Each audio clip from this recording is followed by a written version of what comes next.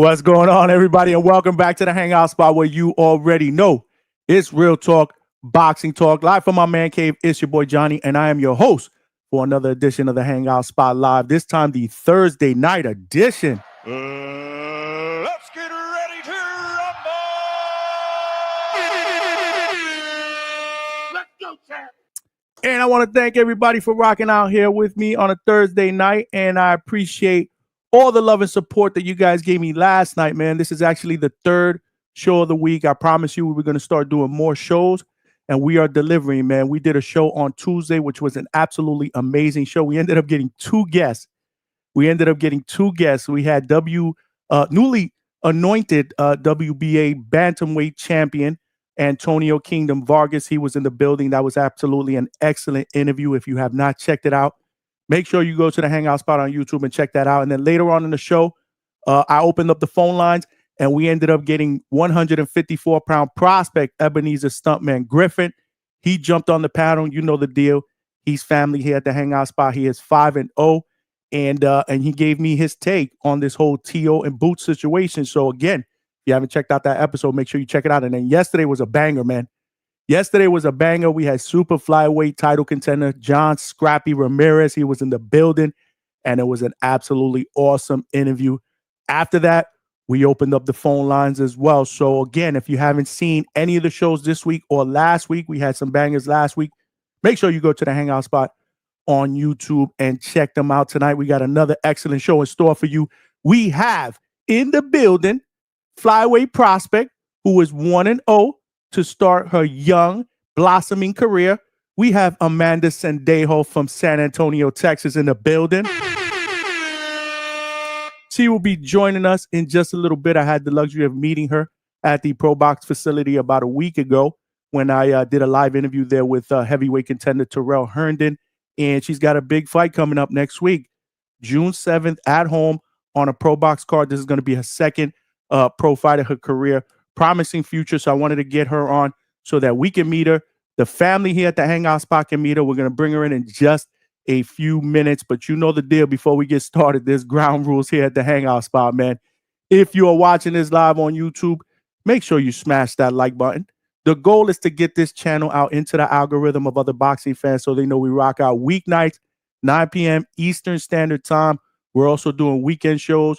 We're doing TBV Border War shows on Sunday nights.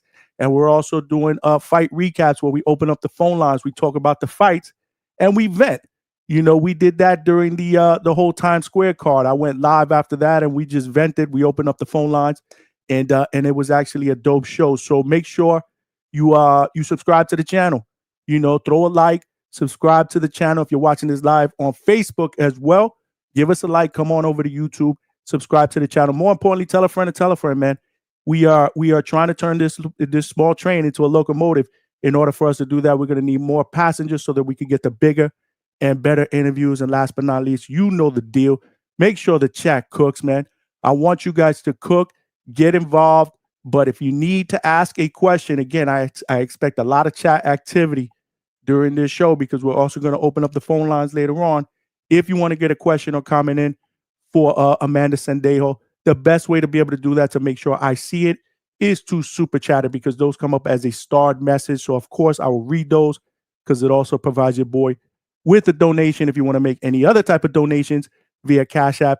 My Cash App is scrolling at the bottom of the screen. Any donation helps, man. You know we putting up, some hard work here at the Hangout spot. But, yeah, man, without further ado, like I said, I'm really, really excited to bring her here so that we can meet her, introduce her to the Hangout spot family, and talk about, what inspired her to become a fighter and, more importantly, her future outlook. So without further ado, I am going to bring in flyweight prospect Amanda Sendejo in the building. Welcome to the Hangout spot, Amanda. Thank you so much for having me. I'm excited to be here and chat with you. No, we're excited to have you, man. We're excited to have you. Obviously, we met while I was at Pro Box. You putting in that work. In hot and humid Florida, which, I mean, the heat is really not that much of a big deal. I mean, you are from San Antonio, Texas, but this humidity here is next level. In fact, you're leaving. I believe you told me offline that you're leaving this Saturday, which is good because it gets really, really bad in July and August. So Yeah, I'm glad we missed it, but Texas has been pretty hot too, so they're pretty equal right now, I guess. Yeah. For sure, for sure. But first and foremost, congratulations on your first pro win in February. Thank you, thank you. I appreciate it. So I guess I'll start out by asking you, like, what were your feelings going into that first pro fight? And then what did it feel like afterwards when you got that first pro win in front of your hometown family and friends? Yeah, so my pro debut, I had high expectations for myself too, just because we really seasoned myself as an amateur before transferring over to a pro. So, I wanted to we made sure that I was ready, that I had all of my skills and that I was right mentally to, become a pro. So I thought I was going to be really nervous and jittery come fight day, but I actually was super calm, like in the warm-up room. I was very chill, calm, relaxed. Even when I stepped in the ring, I kind of surprised myself by how such of a calm demeanor I had. And I just think because I prepared so hard for it and I was confident in everything my team and I had done in camp and stuff. So it was nice to be in the ring with a calm mindset, calm demeanor, and just get in there, do what I do. And then after, getting my hand raised and getting the win, it was a full circle moment, just because as an amateur, I wanted to go pro for so long, as a lot of us do. So to be able to get my hand raised and, perform, put on a good performance, it was really a full circle moment. I was just so happy that I was able to put in all the work and give people a good show while doing that. So that was gonna be a question I was gonna ask you because I was gonna ask you, like, were you like nervous? But it seems like in the way I'm reading it, you were more excited, like you just wanted to kind of get in there and get it over with. Was that the case? Yeah, I really just wanted to enjoy the moment, like I mentioned, it was just something I've always dreamed of doing. Now, being where I'm at is just something I've always worked towards. So I think I really was just grateful for the moment and I really wanted to take all that in while I was there. So I tried to not let my nerves, get the best of me. So I really was able to keep a calm demeanor and just, keep the eye on the ring the whole time on my opponent. And that's how I stayed focused and stuck to my game plan. How many friends and family members did you have at that fight, approximately? Jeez, a lot. I'd say over 100 for sure. Wow. I'm probably Okay. low scoring it too, but it was everyone. I'm originally from Floresville, Texas, so it's a small town right outside of San Antonio. So all Floresville was there, all my people from San Antonio. So when I came out, and I heard the crowd, I was like, wow, there's really a lot of people here. But it was nice, to have everyone there and finally see me fight too, because being an amateur, I fought nationals a lot, so I was always away, so a lot of people hadn't seen me fight before. So it was nice to be able to fight in my hometown, pro debut, and have them all witness that at the same time. It was a lot of pressure for one day, but I enjoyed the pressure for sure. I think I told you that in person when we met. I was like, damn, that's dope, man. Not a lot of fighters get a chance to do that right out the gate. You Yeah, know, yeah. how long of a promotion, like how long did you have to like announce it to all your family and friends before it actually happened? Like was it weeks? Was it just, how was that time frame? Yeah, it was actually kinda last minute, I think. They had mentioned me being on the Pro Box card, like, maybe, like, a month and a half, 2 months before, because I train alongside Rihanna Rios. She's another amazing, female in the sport, done a lot of great things, and I have the privilege to train next to her. And so she's a pro box fighter, and she's been on all the cards here, locally, wherever they've been. So, they had mentioned she was gonna be on the card, so they had mentioned I was gonna be on the card, but it was hard to find me an opponent. So I don't think they found me an opponent till, like, 3 weeks before, so that's when we were able to make the announcement. So it kind of was a quick turnaround to be like, "Hey, I'm fighting here in my hometown, like, let's get everybody out there." But everyone, for a short notice, everyone made it out there, and I just got my head right in that 3 weeks, and I was already in training camp, but it was just kinda like we were just waiting for the fight date and for the announcement, so it happened fairly fast, I will say that. Damn, that's pretty dope then to have that many Yeah. people there in such a short time frame. That means you're gonna have Yeah. a nice fan base, especially out in Texas, man. Shout out to you, man. Yes. That's Thank what's you, I up. appreciate And it. I do want to talk about what's ahead in the future. But before we get to that, so what brings you to do this training camp here in Florida at Pro Box? Yeah, so, like I said, I've had the privilege to work with Rihanna Rios and be a training alongside her. So, her promoter, Lamont Roach, was there with us the whole time we were in the back. So he had reached out to Maze and was like, hey, if Rios and Amanda want to come train here, like, I'll get it set up for them and stuff. So grateful to have people made the way for me to be here, and I hope that I can do for other boxers coming up too. So I think I just have the right people in my corner, and I've had the privilege to come out here and train. So that's what we're doing right now. It's a great facility, man. I mean, shout out to Yeah, it ProBox. really is. Good facility. I think you're staying right there. I call it the campus. It's right outside the gym, or obviously the room, so you get to stay right there in the campus. So you Yeah. get full access to the facility. Great equipment, great people. Shout out to ProBox TV. They're my boxing family. I work. I was pretty much working all of the Florida cards when they were fighting in Mhm. Plant City, but now they've taken their show on the road. So I gotta start getting out to some more Pro Box cards, man. And trust me, I Yeah. will, because anytime that you're on a Pro Box card, it's an exciting event. I mean, they put It up, really is. yeah, they always put 50-50 action-packed caliber fights. I am here with flyweight prospect Amanda Sendejo, who has started her pro debut, her pro career, with a win, and she's going for her second win, June 7th in San Antonio, Texas. Before we talk about that, though, I want to take it back a little bit to where the journey started for you. So tell me, when did you start boxing? And more importantly, especially as a female, what inspired you to be a professional fighter? Yeah, so I actually started kind of like compared to a lot of people, especially a lot of the girls I grew up fighting too. I started when I was 17 years old, is when like first put on gloves, had my first fight and everything. And I had my first fight after like 3 months of training. I was at a gym and they were like, "You're in shape, just get in there and do it." So I got in there and I did it, and I ended up winning against a girl who had a lot of experience. So I think after that, I kind of just had like this momentum under me and like this drive.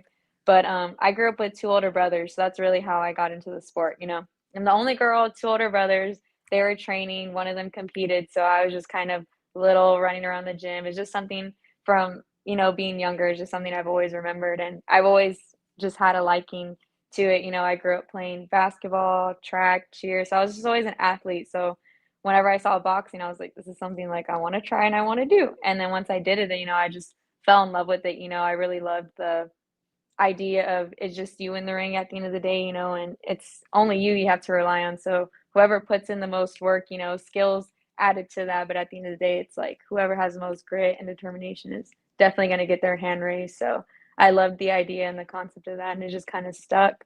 And so then once I started my journey, just kind of I went through some losses, some tough stuff, but I just stuck to it. And then, I've had a great support system, and I've had so many people just be there for me and tell me like you can really do this if you take it seriously. And then I've had the privilege to train now with Coach Jeffrey Mays, and he saw something in me. So it's great when you have people who see something in you and kind of push you to see it yourself. And so now that I see it, we're just taking it and running with it. Shout out to Coach, man. I got a chance to meet him as well, man. Great Yeah. dude. We'll get him up Yes. in here one night at the Hangout spot. But that now, okay, so that makes a lot of sense actually, because you were athletic, like you said. You love sports. Boxing, you're right. I mean, it's mano a mano. In baseball, you making out, you pass the baton, right? Right. Football, you miss a tackle, somebody else can pick up that tackle.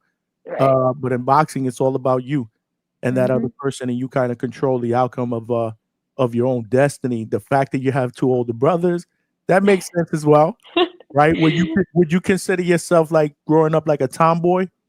Oh yeah, I definitely was growing up. Cheer kind of got me out of that shell a little bit, but definitely grew up very much like a little tomboy, just always being with the guys, wanting to compete with them as well. I just always had this competitive edge, so definitely has translated into boxing. That makes sense. That makes sense. I want to sneak in a question from Pink Car '06 with the $5 super chat. Straight cash, homie. This is a good question. So, how do your parents feel about you boxing? Yeah, that's actually a good question, because being a girl too, people are always like, Absolutely. "Oh, like how does your mom watch or how does your dad watch?" So, I actually wanted to start earlier than 17, but my dad was like, "No, you need to stick to your sports now," especially because, I understand like being a amateur boxer and being in school, like it's a lot. It's a lot of sacrifice. We're always on the road for tournaments. So he was kind of like, like finish out school and then you can start. then I was like, well, when I get my keys to drive one day, I'm gonna drive myself to the gym. So that's ended up, and then of No. course they're like, all right, we're gonna go with you. So that's what ended up happening. But ever since, that first day I stepped in the gym, they definitely stuck with me by my side, have helped me get to exactly where I am now.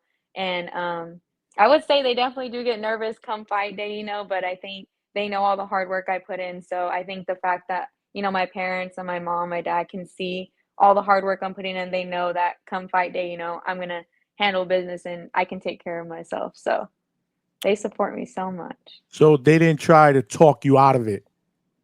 Uh, It was more of, well, if that's what you want to do, yeah, it we'll was more like support it. let's wait till you get older. And then I got older and then the conversation was had, and then I think I surprised them too, maybe when I first started, and they're like, wow, like she can actually do this. So then we just went from there.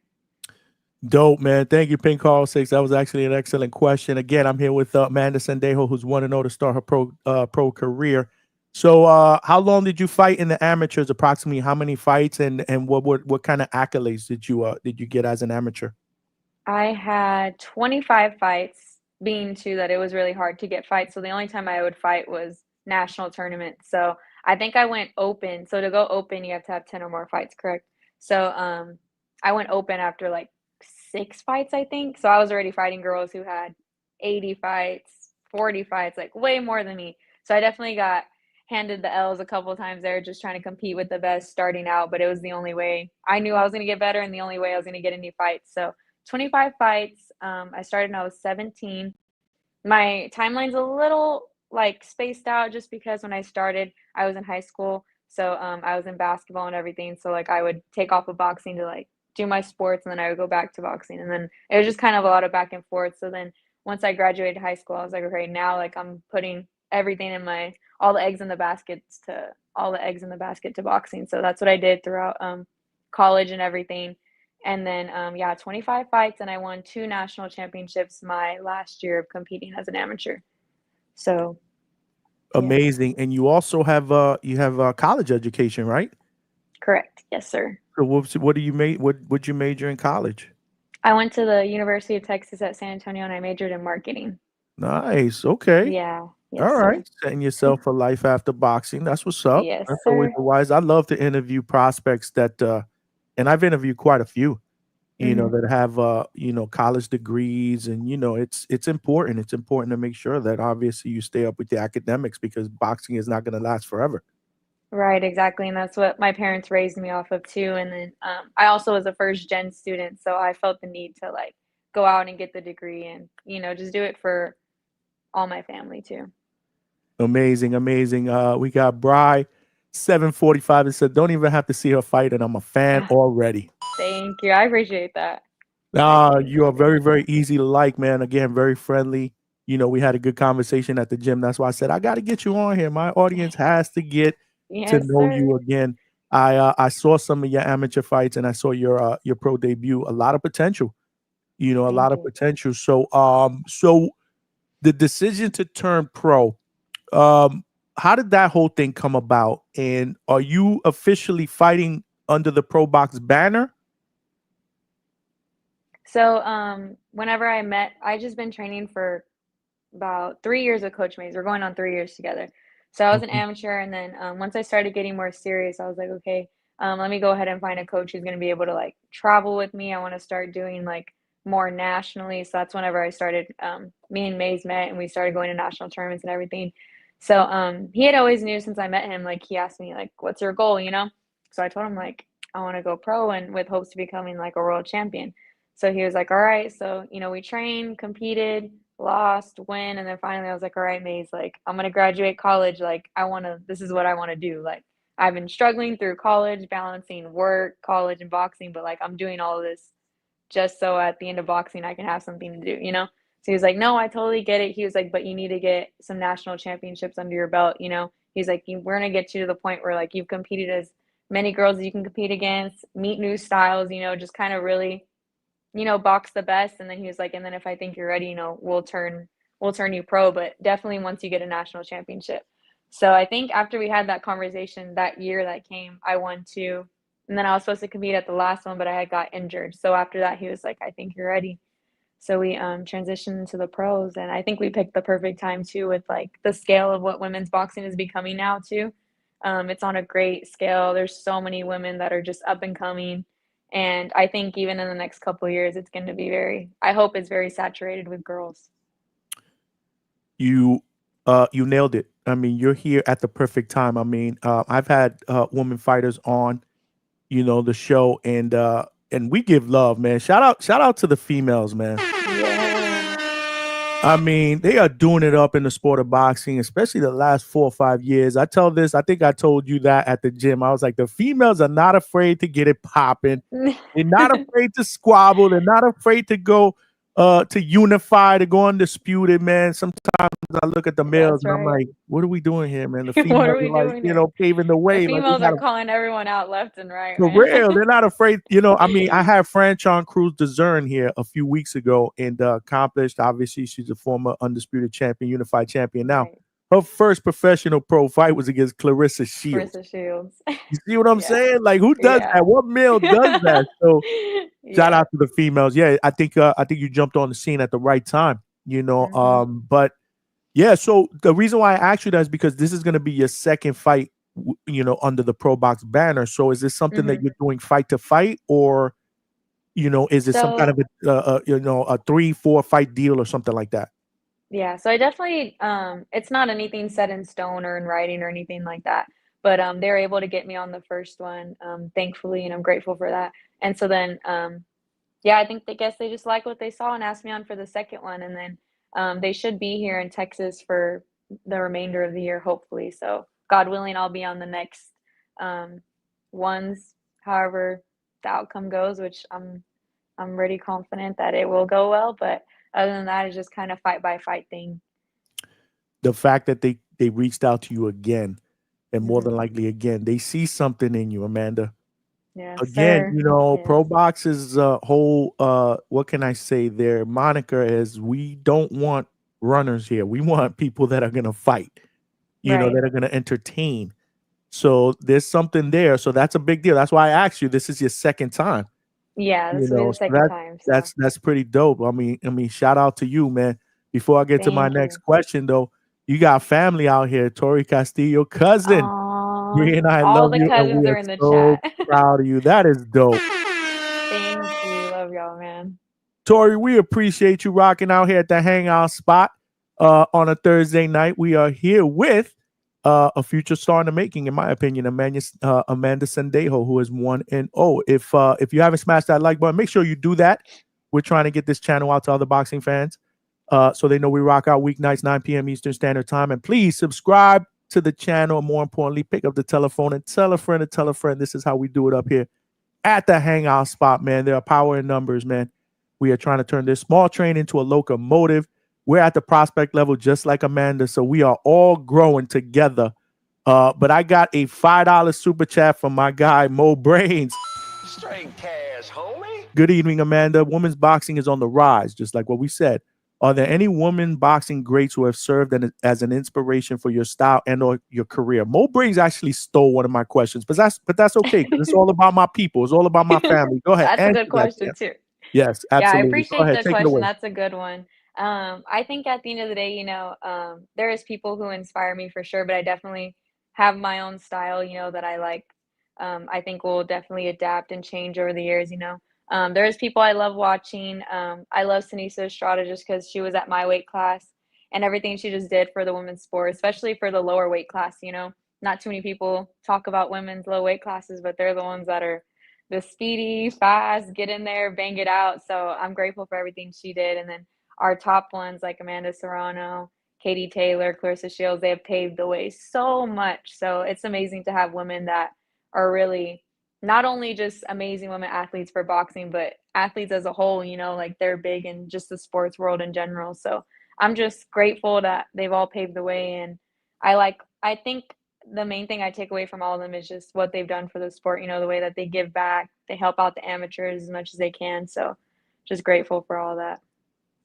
Dope, man. Thank you for the question, Mo Brains. And if you guys got questions for Amanda Sendejo, the best way to do that, the chat is starting to cook, man. And it's going to be hard for me to kind of sift through to see what questions are which. The best way to be able to do that is via super chat. I see those. They come up as a star message, and I'll make sure that I get those read. Obviously, it also provides your boy with a donation. There's somebody in the chat, the Oxium, said, who is this beautiful woman? This is Amanda Sendejo. Make sure y'all get to know her. She's up and coming, 1-0. Next fight is June 7th in her hometown in San Antonio, Texas. We will get to that in just a little bit. But so I want to talk about your style. So for people that have never seen you fight before, what style do you resemble the most? Are you more of a boxer? Are you more of a puncher? Are you more of a mover? Go ahead, cook. Let us know. I definitely would say, definitely, I'd say the best of both worlds, just because growing up, when I first started fighting, I definitely was just more of a punch.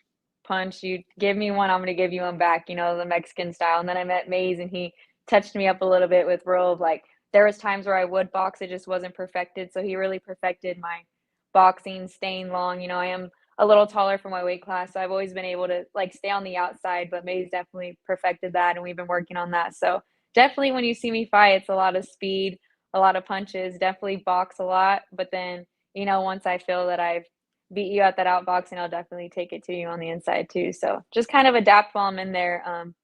But yeah, it's definitely progressed over the time. So you are from Mexican. Your ethnic background is Mexican. Correct. Yeah. Okay. All right. Yeah. So it kind of makes sense now. Seeing some of your fights. You know what I saw? Like a lot of energy and movement and punches from. And I also saw one fight where you kind of switched from orthodox to southpaw. It was a little Manny Pacquiao-ish. Yeah, a lot it of kind of. energy in and out. Yes, very a lot of in and out, a lot of movement. I would say a little shifty as well, and it's just kind of just like the bouncy, the lightness on my feet. I think that I have too. I'm just able to move in and out, and then I incorporate that into the angle. So it kind of just all flows in my own way, but just a lot of movement for sure. That makes sense. The twitchy thing, yeah, like you said, that makes sense right there. That actually makes sense. My sister's in the building, Superwoman 607. She said, "Girl power, let's go, ladies." That's right. We are here. Girl power. That's right. Amanda Sendejo is in the building. Again, keep the chat cooking, man. Y'all got questions, man. Super chat is the best way to go about it. But yeah, so that makes sense. That definitely makes sense. But thinking ahead though, what's your end goal here? Like, what do you want to accomplish in the sport of boxing? So most definitely world champion. I feel like that's pretty much all of our goal, as we come into the pros. But, I've always had in me that it's more than boxing. Like, I really just want to inspire individuals all over to just pursue whatever it is that, they love. And two, being a female in the sport, especially being me in the way I look, people have always said, like, they look at me and they don't think I can do what I do, or they just think I'm doing the wrong thing. They're like, why don't you just use your degree? So it's just one of those things, like, not only do I want to prove people, that I'm capable of doing what I do, but just anybody who tells you you can't do anything, or who just, kind of judges the book by the cover. It's like, you can absolutely do anything you set your mind to with faith and perseverance. And at the end of the day, it's like, it's your journey. You got to do what it is that you love. Excellent answer. Excellent answer. Yeah, because I mean, you don't look like a fighter. Right. And I mean that as a compliment. You don't look like a fighter, but and you had other options, like you said. I mean, you're academically, you have a degree, you played other sports, like you don't need to be. So that's why I admire you, because this is a tough sport, and it isn't just tough physically. This is a tough business. You have to surround yourself with good people, because the business of boxing will chew you up and spit you out. Absolutely. So I'm glad that you have Coach Mays. Shout out to Coach Mays. Make sure you give him my best. Dope dude. I think you're in good hands. It looks like you have a nice support background from family, friends. That's dope, man. You're gonna need that, because there's gonna be some tough times. There's gonna be some tough times. Yeah, absolutely. I mean, this boxing is not for the mentally weak. It is not. No. Yeah, it's not for the mentally weak. So shout out to you. But so you said you played other sports. Are you a fan of other sports? What other sports do you like? What do you watch, or do you not watch? Talk to me about that. So I grew up a basketball player. That's what I did ever since I was little. And I actually wanted to play college ball. That was like my set. That was my mind was set Basketball, through. college basketball? Yeah, I want to play Okay. college ball, but I'm also like 5'2", so I kind of reality kind of hit when I was Did like you a did you senior, and play I was point like, guard? Were you a point guard? yes, yeah, There you point go. and shooting Okay, guard, yeah. okay, So, okay. yeah, I wanted to play college ball, but then when I realized, the height thing and then just being I've always just been small, even like a small stature, like I was like, man, maybe this isn't like the best thing. And that's kind of when I found boxing, and I was like, this is something that, I can take really far. So, yeah, growing up, it was basketball and cheer. Those are my two things, just back and forth. Two totally different worlds, but I did it. And so, yeah, I did competitive cheer as well. And it was just that competitive drive behind both of those. Like I was just always trying to be the best. And I think whatever it was, and even growing up, like you say, you want to do this or you want to be this one day. And it's just, I knew I want to do something that was going to fuel my competitiveness and just my edge to like just be the best at whatever it was. So, going to college, like I wanted a degree in marketing, but whenever I found boxing, I was like, this is just something that fuels all my avenues, like it just fit right. And even just when I was in the ring, it just felt right. And so it's kind of just like, I feel like it really was my calling. And ever since I've been here, it has not been easy to even get to where I am now. And I know it's only going to get harder, but it just really fuels me. It's my passion. And I just love what I do. So when you're not fighting, are you a fan of boxing? For example, are you watching the fights on Saturday? There's a pay-per-view on, there's something on Friday and Saturday. Are you like, nah, I can't hang out because I got the fights on Friday and Saturday night? Are you that type of fan of boxing? Definitely, yeah. If I have the subscription, I'll watch it. Or if there's Okay. someone that I know is gonna show it, I'll definitely go and watch it. But I'm always watching the highlights, going back, rewatching stuff. My mind's definitely always centered around boxing. When I'm not boxing, I'm just thinking about being in the ring. I'm always looking out forward to all the girl fights, especially. I just love watching the women's boxing. Yeah, I'm just always tuned into all the boxing world, definitely. Who are some of your favorite fighters to watch? Like, your personal favorites, male and female. So my all-time favorite is Gennady Golovkin, Triple G. That's my Really? favorite Okay. fighter. Yes, Okay. ever Why since why I first why is started. that? Tell me about that. Tell me about that. Because I don't get that a lot, even though he was a great fighter. Yeah. But I So don't I get think that a lot just when I ask that question. Tell me why. I will tell you why. So I just think seeing him fight, not only in the ring is he very like poised and he has just like this game plan and like you can just see like the grit when he's in the ring, like he's just not he will stand in front of you and he'll just keep going like no matter what. And then besides being in the ring, I love boxers who also carry the mentality like outside of life, like he's just a very humble guy, very set and grounded. And I just like to him it's more than boxing as well. And I just love everything about him, just the way, he just sets the example for others, and then just the way he fights in the ring, everything's just so composed and mature. I really like it. Great answer. Great Yeah. answer. Have you ever get a chance to meet him or? No, I've never met him. I probably if I did meet him, I'd probably be starstruck. That's dope. No, Yeah, Triple G was a great fighter. It's just, a lot of times I amazing. don't get that as an answer. But what about some Yeah. of your other favorite fighters? I would say, Sinisa is probably one of the newer ones just because she's a female, Mention that. did a Yep. lot for the weight class, yeah, and it's just amazing how she was able to bring so much attention. Another one would probably be Triple G. I love Tank. Tank's another good one.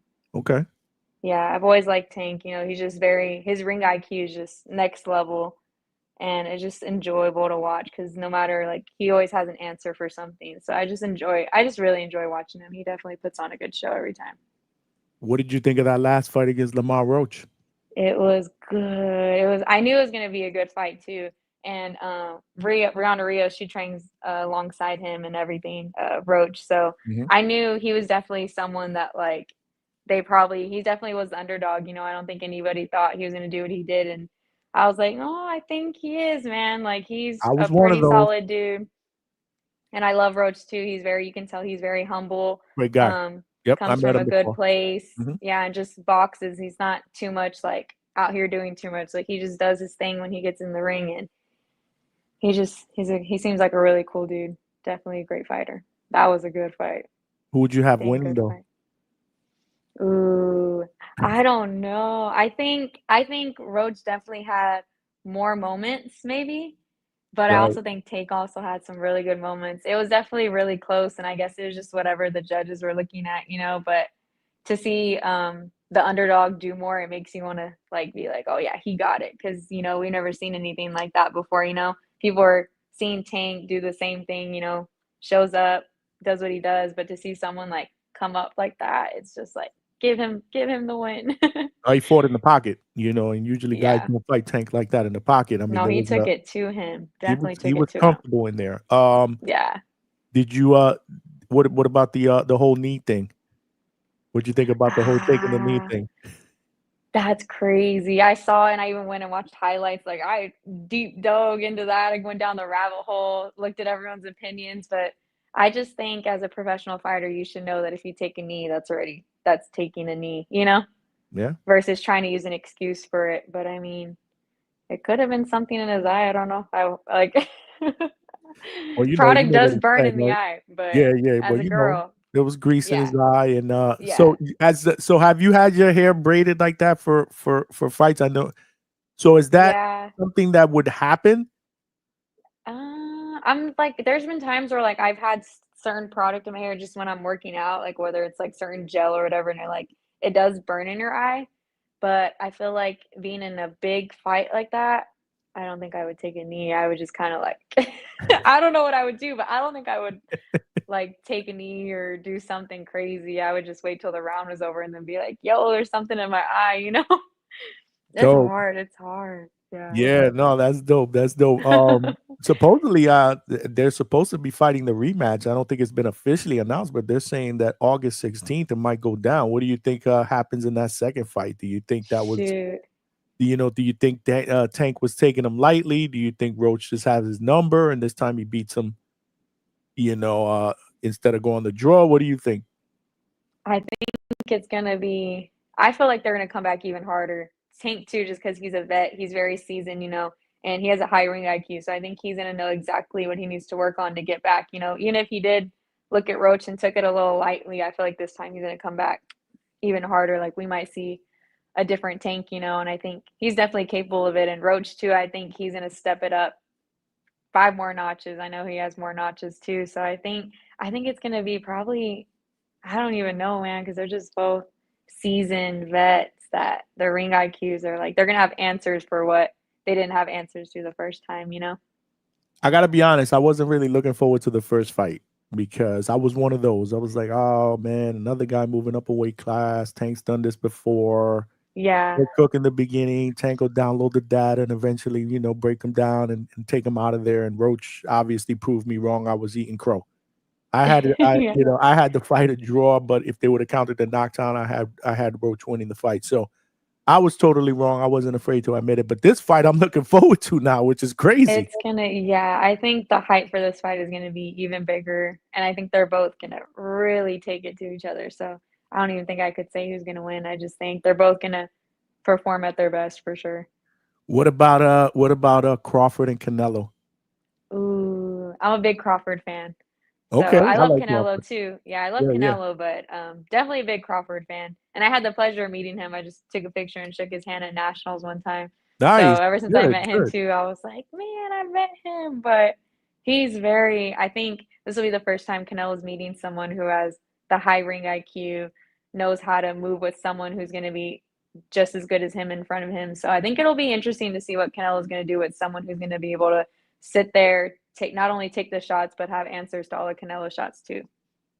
So I That's think gonna be interesting. I had one of his co-trainers, Bernie the boxer, on about a week ago, and I asked him. I told him. I said, tell me why Crawford is gonna move up 2 weight classes and beat arguably the best guy at 168. There's a lot of people that are saying that he's moving up 2 weight classes not a wise idea. And man, he's very, very passionate. And I walked away from that interview like, okay, maybe Crawford is gonna beat him. Again, it's not about IQ. You're right. I mean, skill wise, he's there. To me, it's just the size different. right, But right. again, skills pay the bills. I'm interested to see that fight as well. I am here with Amanda Sendejo. Keep the chat cooking. Y'all got any questions?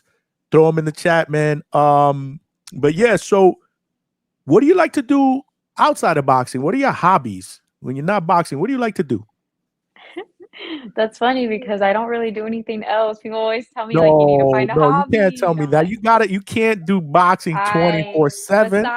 besides boxing, I kinda just hang out with my family, chill, like, when I get the time to, really just settle down and stuff, I just mainly enjoy being with my family with the time that I get, especially because I am training a lot of the time, so spending time with my brothers, my parents, all my cousins, my family runs pretty deep, so there's so many of us that will just get together and hang out and do whatever it is, but, that and just church too, I love going to church, just building my relationship with God and everything. So that's mainly what I do outside of boxing, just family, my faith, and just relaxing, honestly, because boxing takes up so much of my time mentally and physically. So when I'm not boxing, I kind of just want to be mellow. I don't really try to do anything too crazy, but I do want to pick up some kind of pastime.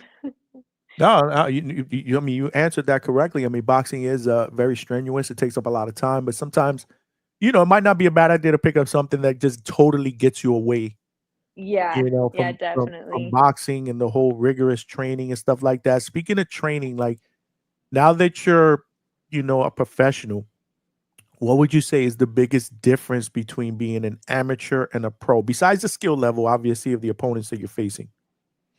I would say just, being mentally focused, because as an amateur, it was only 3 rounds. You kinda just get in there, bang it out, fight the next day, bang it out. Like, it's just real fast-paced back and forth. You have headgear on, whatnot, but, like, now it's, like, the mentality that, like, everything you do from this point on matters. The way you carry yourself, the way who you let in your circle, and then the way you perform on fight night, and everything you do leading up to fight night. So I just think there's a lot more to it, like the preparation, making sure you're not only right physically, but mentally as well. So on the mental side, it's like making sure, that my head's set. I'm not in 10 different places at once come fight time. It's nice that I got to come out here to camp so I get away from everything, but it's just kind of being grounded, and making sure that I'm grounded in what I'm grounded in, and which is like my faith and everything. So just being right mentally is definitely a whole 10 notches up from being an amateur. What's your favorite thing about what's your most favorite thing you like to do in training? Is it bag work? Is it mitts? Sparring, speed bag? What do you enjoy doing the most in training? I would say probably the mitts, and then I'm a little crazy. I love the conditioning part. So like my strength and conditioning, just because it pushes you to a whole different level, versus like being in the actual gym. Because the gym is just we do a lot of fixing, fine tuning, pushing yourself, but nothing's like pushing yourself in strength and conditioning. So I kind of like the little edge that I get to really like push myself to the limits there, whether it's like running, weights, cardio. And then so when I get in the gym, everything's, a lot easier. But definitely mitts is probably the best thing boxing wise, just because we fine tune everything. We're not doing flashy stuff, taking all these videos, like trying to impress the audience. Like we're literally working on stuff that I'm gonna execute in the ring. So that's probably like the main thing that I like to connect with is the mitts for sure. Makes sense. What's the least thing you like about training? Because the reason why I asked that is because back then when I used to lift weights, the thing I hated the most was leg day. I hated leg day. Like that. So what's the That's least thing funny. you like about training? Uh I'm not too sure. I would say like I don't think there's anything that like I don't like because I genuinely do enjoy training. Especially like there's sometimes in camp where it's been dragging on for a while and you're like, man, I'm ready to get out of camp. But I pretty much enjoy everything. But the one thing I would say that sometimes I'm like, I have to do this is like when we jump rope after doing all these rounds of sparring, or we do all these rounds and we got to get on the rope because you're just there for like 20 minutes just staring at yourself in the mirror. That's probably the only thing, but it's really not that bad. Okay. All right. No, that Yeah. makes sense. That makes sense. Yeah. I'm gonna put you on the spot real quick. Let's do a little rapid fire. I'm gonna throw something at you. I want you to tell me the first thing that comes to your mind. Okay. What's your favorite food? Pizza.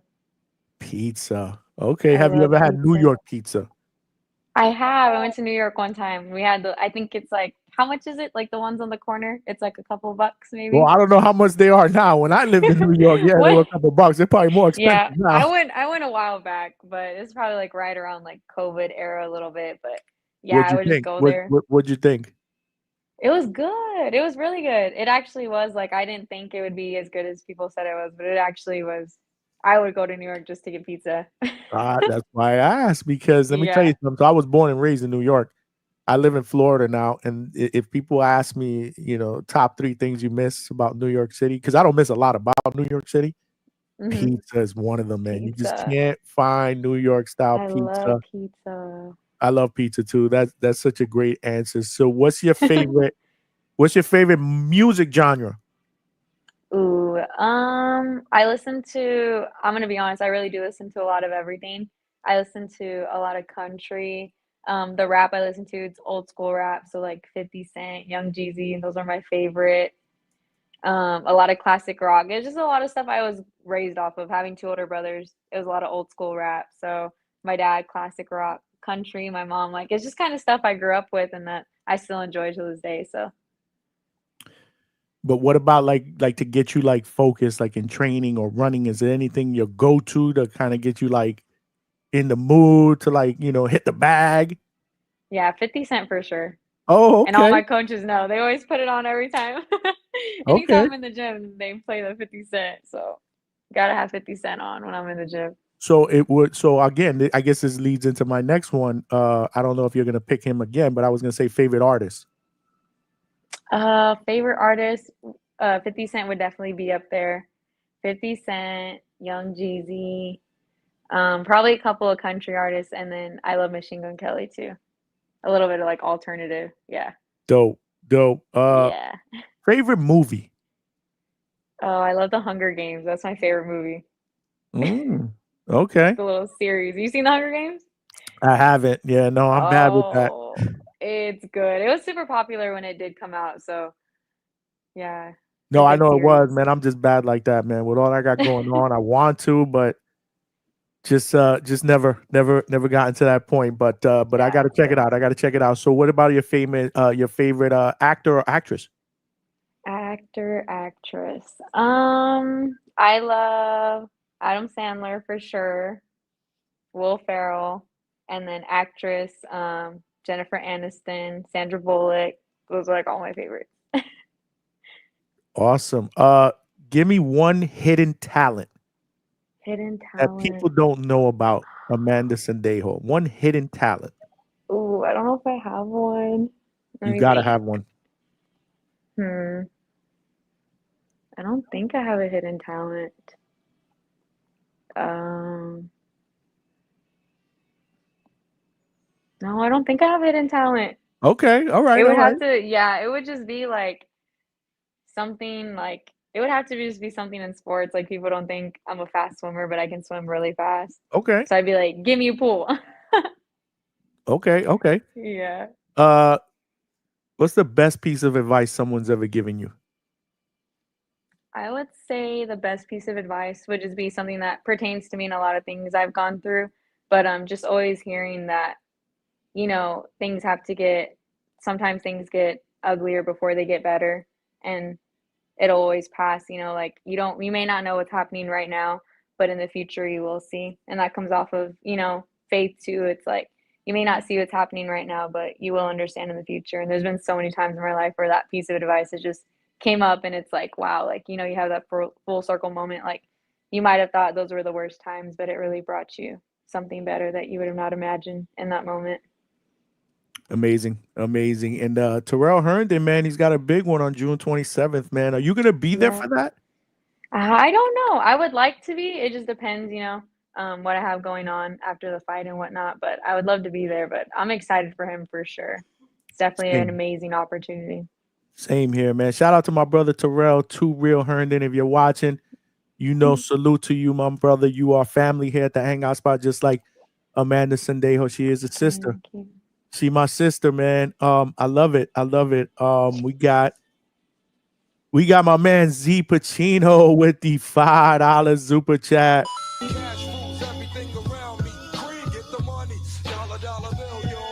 Now that's one of Yeah. my favorite sound bites right there. 'Cause I mess with the woo. I fuck with the woo. Thanks for the great interview. I love your music choices. Did you see the Natalie Dove versus Nayeli Rodriguez fight, and who do you think won? That's a good question. I didn't see the full fight, but I did go back and watch all like the videos that I could find and all the highlights. And from what I saw, I've seen Nayeli fight as an amateur, and she's a really good boxer. I don't think I've seen Natalie, but I've seen her like in the rankings and stuff. So definitely both seasoned amateurs. Grew up, I think, since they were little, competing and whatnot. So they definitely, that's a good, like you said, the women aren't afraid to fight each other. Like they're both two solid fighters who fought very early in their careers as well. I think they have nothing more than 5 fights each. So I saw the highlights and they were going back and forth. It looked like Natalie had like the cleaner shots, but Nayeli was also giving them back to her. So I think the judges kind of were just, it was whatever they were looking at, but they were throwing some bombs in that fight and they were standing right in front of each other too. So it was a solid fight for sure. Absolutely, Z. Appreciate the question, man. This was an absolute blast. Before I let you go, though, I just let's talk about your next fight that's going down June 7th, San Antonio. And what can you tell us about your opponent and what do we expect to see on June 7th? My opponent's from Colorado, so we're expecting her to come in very conditioned, with the high altitude and everything. And she's a lighter weight too, so she's definitely going to come in throwing a lot of punches and just coming forward, And I had the privilege for my first fight fighting someone who took all my punches, she didn't just, go out right away. She stood there and gave back and, really sat there with me. So pretty sure it's going to be close to the same thing, and it's just sticking to my game plan, staying on the outside, waiting for an aggressive fighter to come towards me and just banking off of that, So I never underestimate my opponent. I respect all of them for getting in the ring, training. Training takes a lot. Just stepping in, all the pressure, the lights, like it's a lot. So I appreciate her for taking the fight. It's been hard to find someone. So we found someone. She's ready to fight, but I'm ready to fight as well. So we'll see come the 7th. How many other times do you want to fight if all goes well? Obviously, with the next fight, no cuts, no injuries or anything. How many more fights do you want to fight before the year is out? Hopefully 2. I would like 2 more before the year is over. 4 is a good number. Yeah. No, 4 we're is a really shooting for good number. 2. So God willing, I don't have any injuries or anything. I'm able to squeeze in 2 more. Awesome, man. But your family here at the Hangout spot. Anybody who comes to the Hangout spot, you are family. So I got to get you back up in here after the 7th, and you do what you need to do because there's no doubt in my mind you're gonna win that fight. We'll get you back up in here. Hopefully we could talk about what's next in the future. Why don't you let my viewers know where they can find you, follow your career on social media? Yeah, you can find me everything Amanda Sendejo on Facebook, Instagram, TikTok. I post all the latest, greatest updates. So stay tuned. And June 7th, I hope to see you all there. Thank you for all my family and friends for tuning in. I appreciate all of y'all. And thank you so much, Johnny, for having me on the podcast. I really appreciate it. No, listen, thank you for the opportunity. Thank you for the opportunity. This was absolutely awesome. Again, not just me, but I wanted my audience to get a chance to know you. You're up and coming. I think you have a very, very bright future. And like I said, you are family here. So this ain't the last time you're going to be here. You got to promise me this ain't the last time you're going to be here. You're going to come back on here and hang out with us. Yes, sir. I'll be back to hang out. All right. I appreciate you. I'll let you go because I know you had a long day. Appreciate the time. And we'll stay in touch. I'll be watching. So go out there and handle your business, sister. Sounds great. Thank you so much. I appreciate you. All right. Take care. Bye. All right. There you have it, ladies and gentlemen, man. Flyweight prospect, man. 1-0, man. Amanda Sendejo, man. She dope. Hopefully you guys enjoyed that interview as much as I did, man. I mean, she's just a ball of energy, man. A very good person. She's smart. Obviously, she talked about having a degree, so she's thinking about life after boxing. And she chose boxing, right? I mean, that's one of the questions I asked her, like, why choose boxing? She talked about her upbringing, how she played other sports, when she was growing up. But what did it for me is having 2 older brothers that fought, right?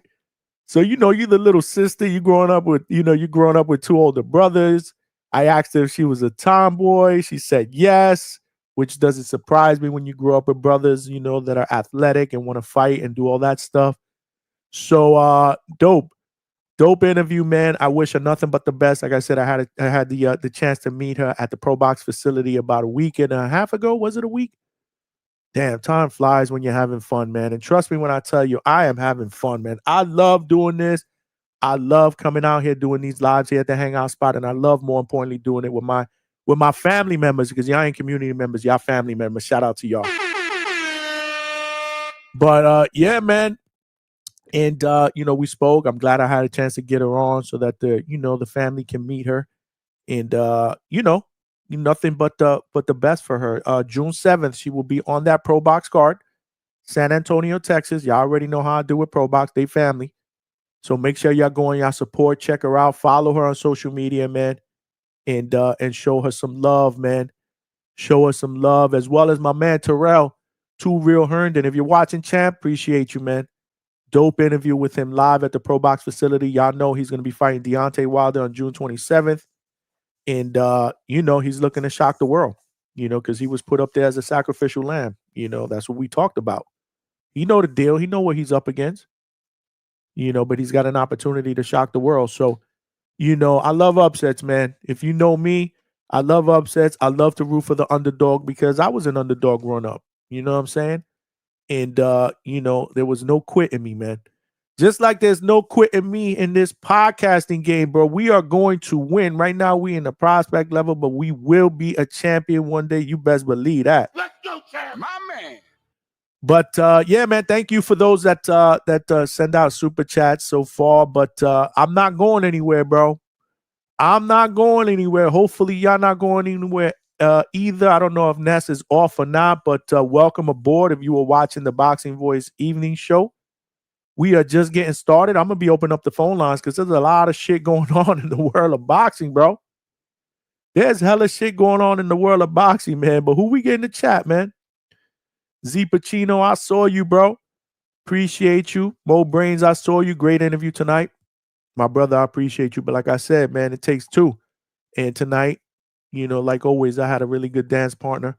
I love for the people that I interview to just carry out the interview, man. Nobody wants to hear me talk. They want to hear the person that I'm interviewing talking, and y'all know my motto, man. It's never an interview. It's a conversation, man. We hanging out. We talking that boxing shit here at the Hangout spot, but I love these interviews, bro. I love these interviews. There's going to be plenty more to come in the future. Damn, man, I wanted to start a super chat goal, man. Bro. See if y'all can help me, bro. I'm actually going down. I don't know if y'all know, but I'm actually going down this weekend. I'm going to be driving down to ATL, to Atlanta. I'm going to be spending a day in training with the WBO welterweight champion, Brian Norman Jr., baby. He is back in ATL. Spent about a month in Big Bear, California with the high altitude, getting ready for his second title defense against Jin Sasaki, top contender. That will be in Japan. That is on June 19th. So right now he's doing his last week or so training in ATL, which is where he's from. And then they're going to be heading out to Japan for a couple of weeks before the fight to get acclimated, obviously, to the time and, the food and the culture and all this other stuff. Because, again, Japan is hella far, bro. Shout out to any fighter, man, that chooses, that lives in the States that choose to fight in Japan, bro. That cannot be easy, bro. The flight alone has got to be damn gangster. But anyhow, man, I threw a super chat goal out there, man. Help your brother get some gas money to go to ATL. I'm gonna be driving down there probably Saturday evening and looking to spend the day with the champ on Sunday. We're gonna plan on doing a live from there. We're gonna plan on doing a live show from the gym, get some live interviews, bro. There's gonna be some other people up in there. So again, if you are watching this on YouTube, smash subscribe. If you're watching this on Facebook Live, throw me a like. Come on over to YouTube and hit that subscribe button. It's free. Tell a friend to tell a friend.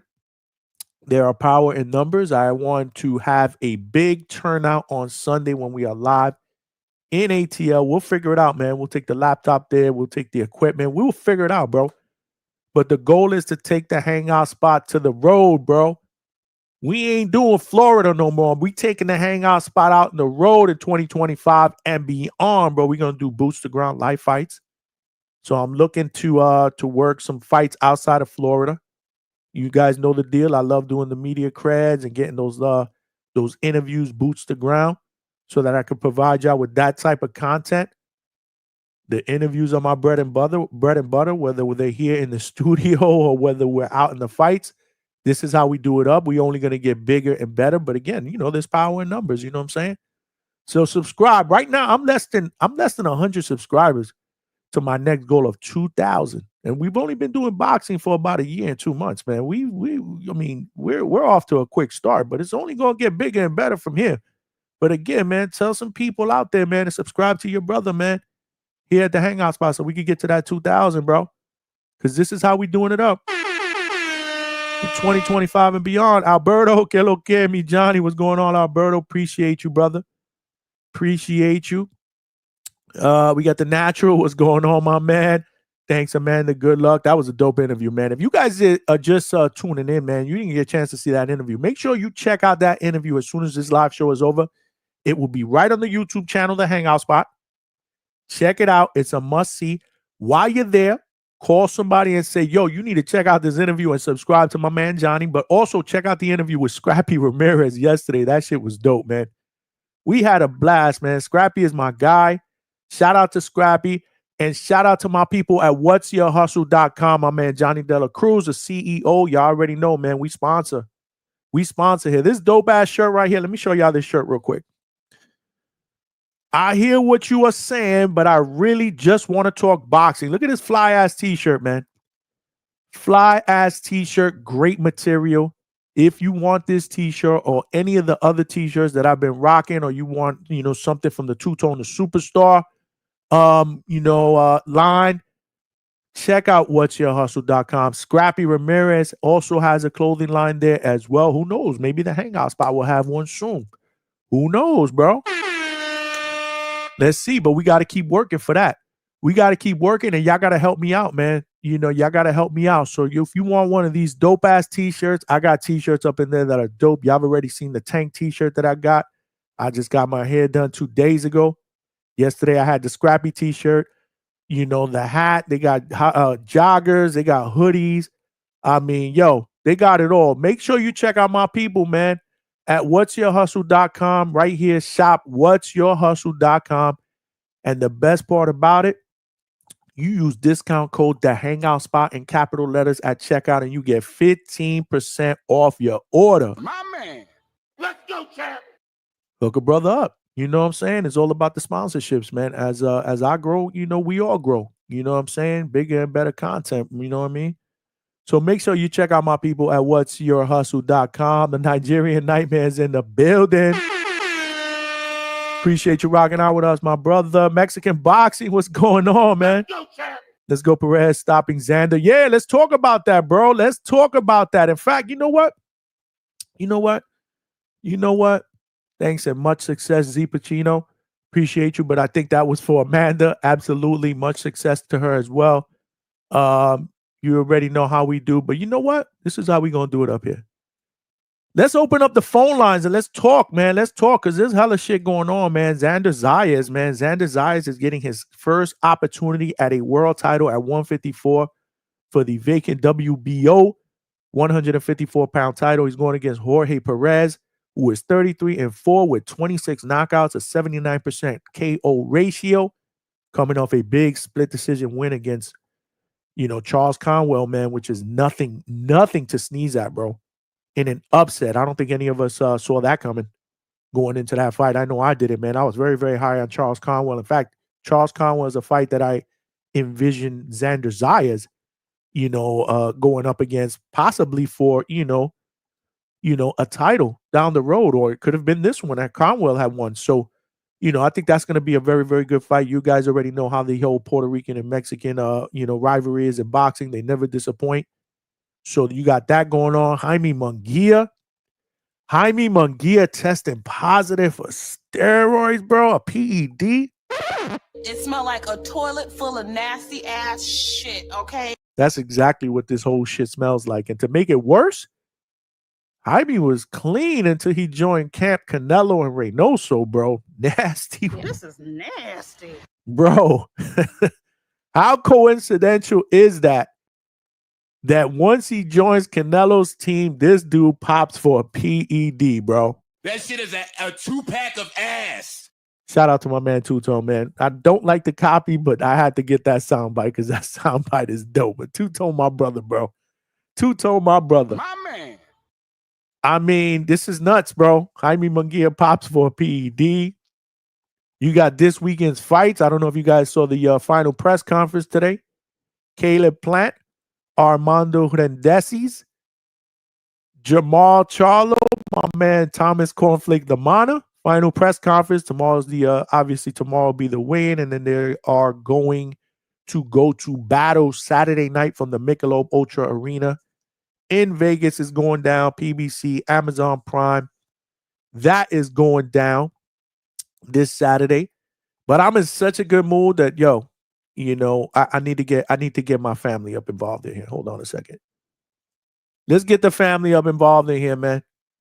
We taking calls, man. We need to talk about some shit here. I'm putting the link in the chat right now, and let me see if I can pin this so that we can take some calls here. Give me 1 second. If you're watching this on YouTube, y'all already know what to do, man. Smash that like button. Help us get this channel out into the algorithm of other boxing fans so they know we rock out. Weeknights, 9 p.m. Eastern Standard Time. We're going to start doing Sunday shows in the evening. Let's not forget, for you football fans, because there's a lot of boxing football fans, especially in the TVBV community, we're going to start doing a football call-in show, a live football call-in show Sunday nights, starting at the end of August, right towards the end of preseason, going into the regular season, so that we can just talk that shit about our teams. We can vent, we can brag, we can debate.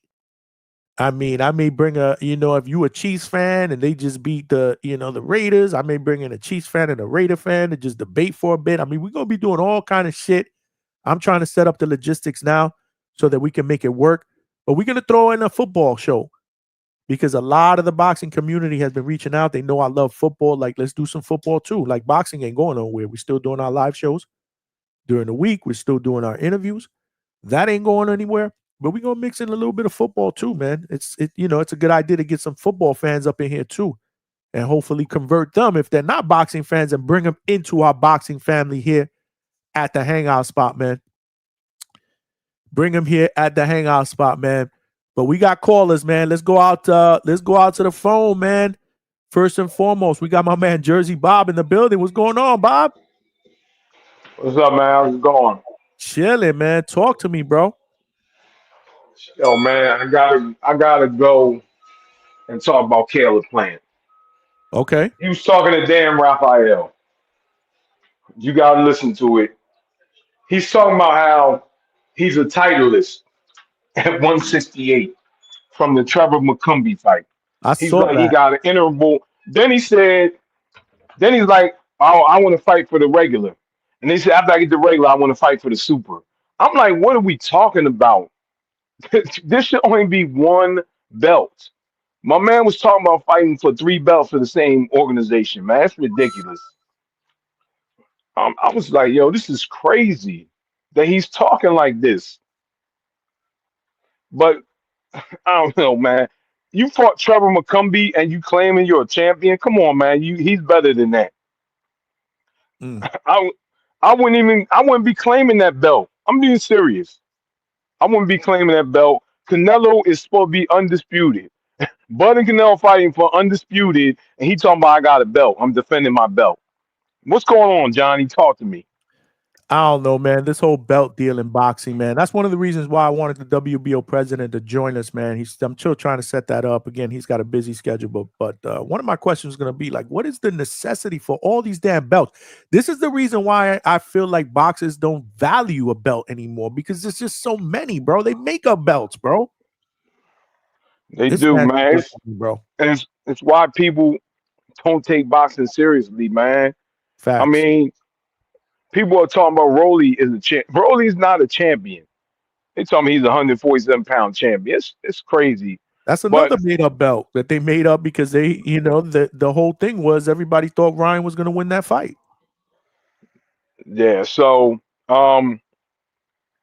I saw my man fail the drug test, and so I guess you saying his connection with Eddie Reynoso. I'm not saying anything. I'm just saying what people are thinking, right? There's speculation. He's not the only one in that camp that has popped. Canelo's popped. Oscar Valdez has popped in the past. I mean, there's been a few, bro. I'm just throwing that out there, just to give somebody a different perspective. That's all. Well, we're gonna see how they handle that. This weekend, I guess I'm booting for the favorites, so we can see Caleb Plant fight Charlo.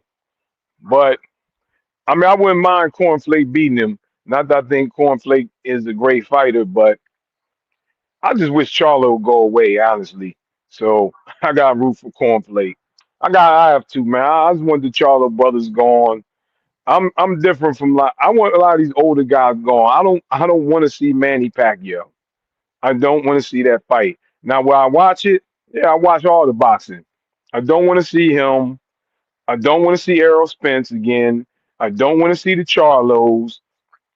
I don't want to see these guys been out the ring two years and they 38 years old. I don't want to see them. Go away. I'd rather watch these young guys fight.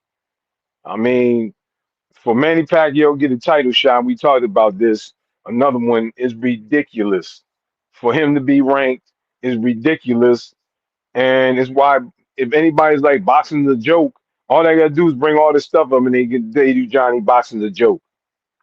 Manny Pacquiao, the fifth best welterweight at 46 years old, ain't fought in 4 years. I mean, that's what it is. We can't argue with anybody. If somebody's arguing with you, Johnny, they got too much ammunition, and what are you gonna say? I hear you, bro. I hear you. So, but anyway, there's a lot of good fights coming up.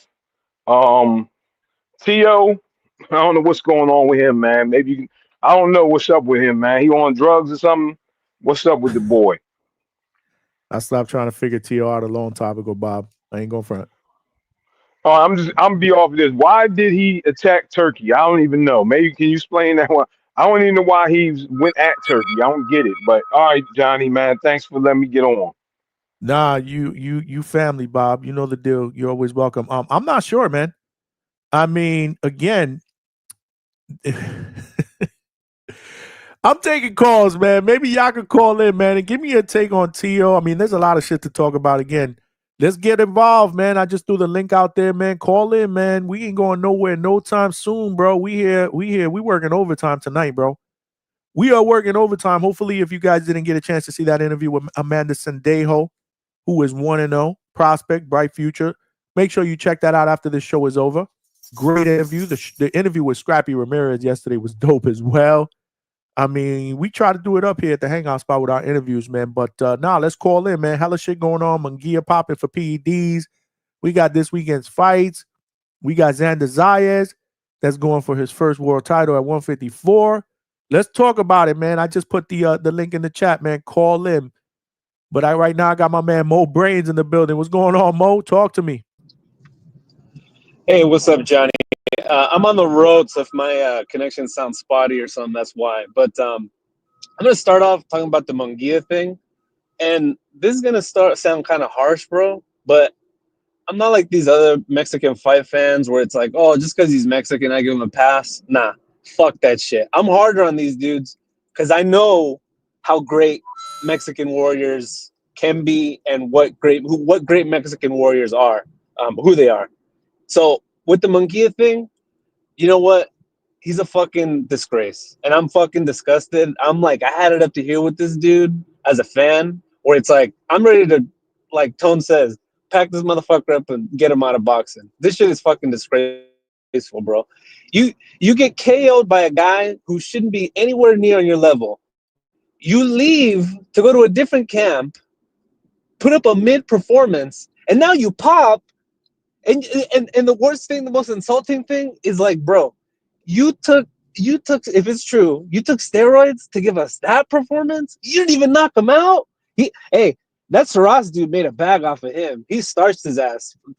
Knockout of the year contender.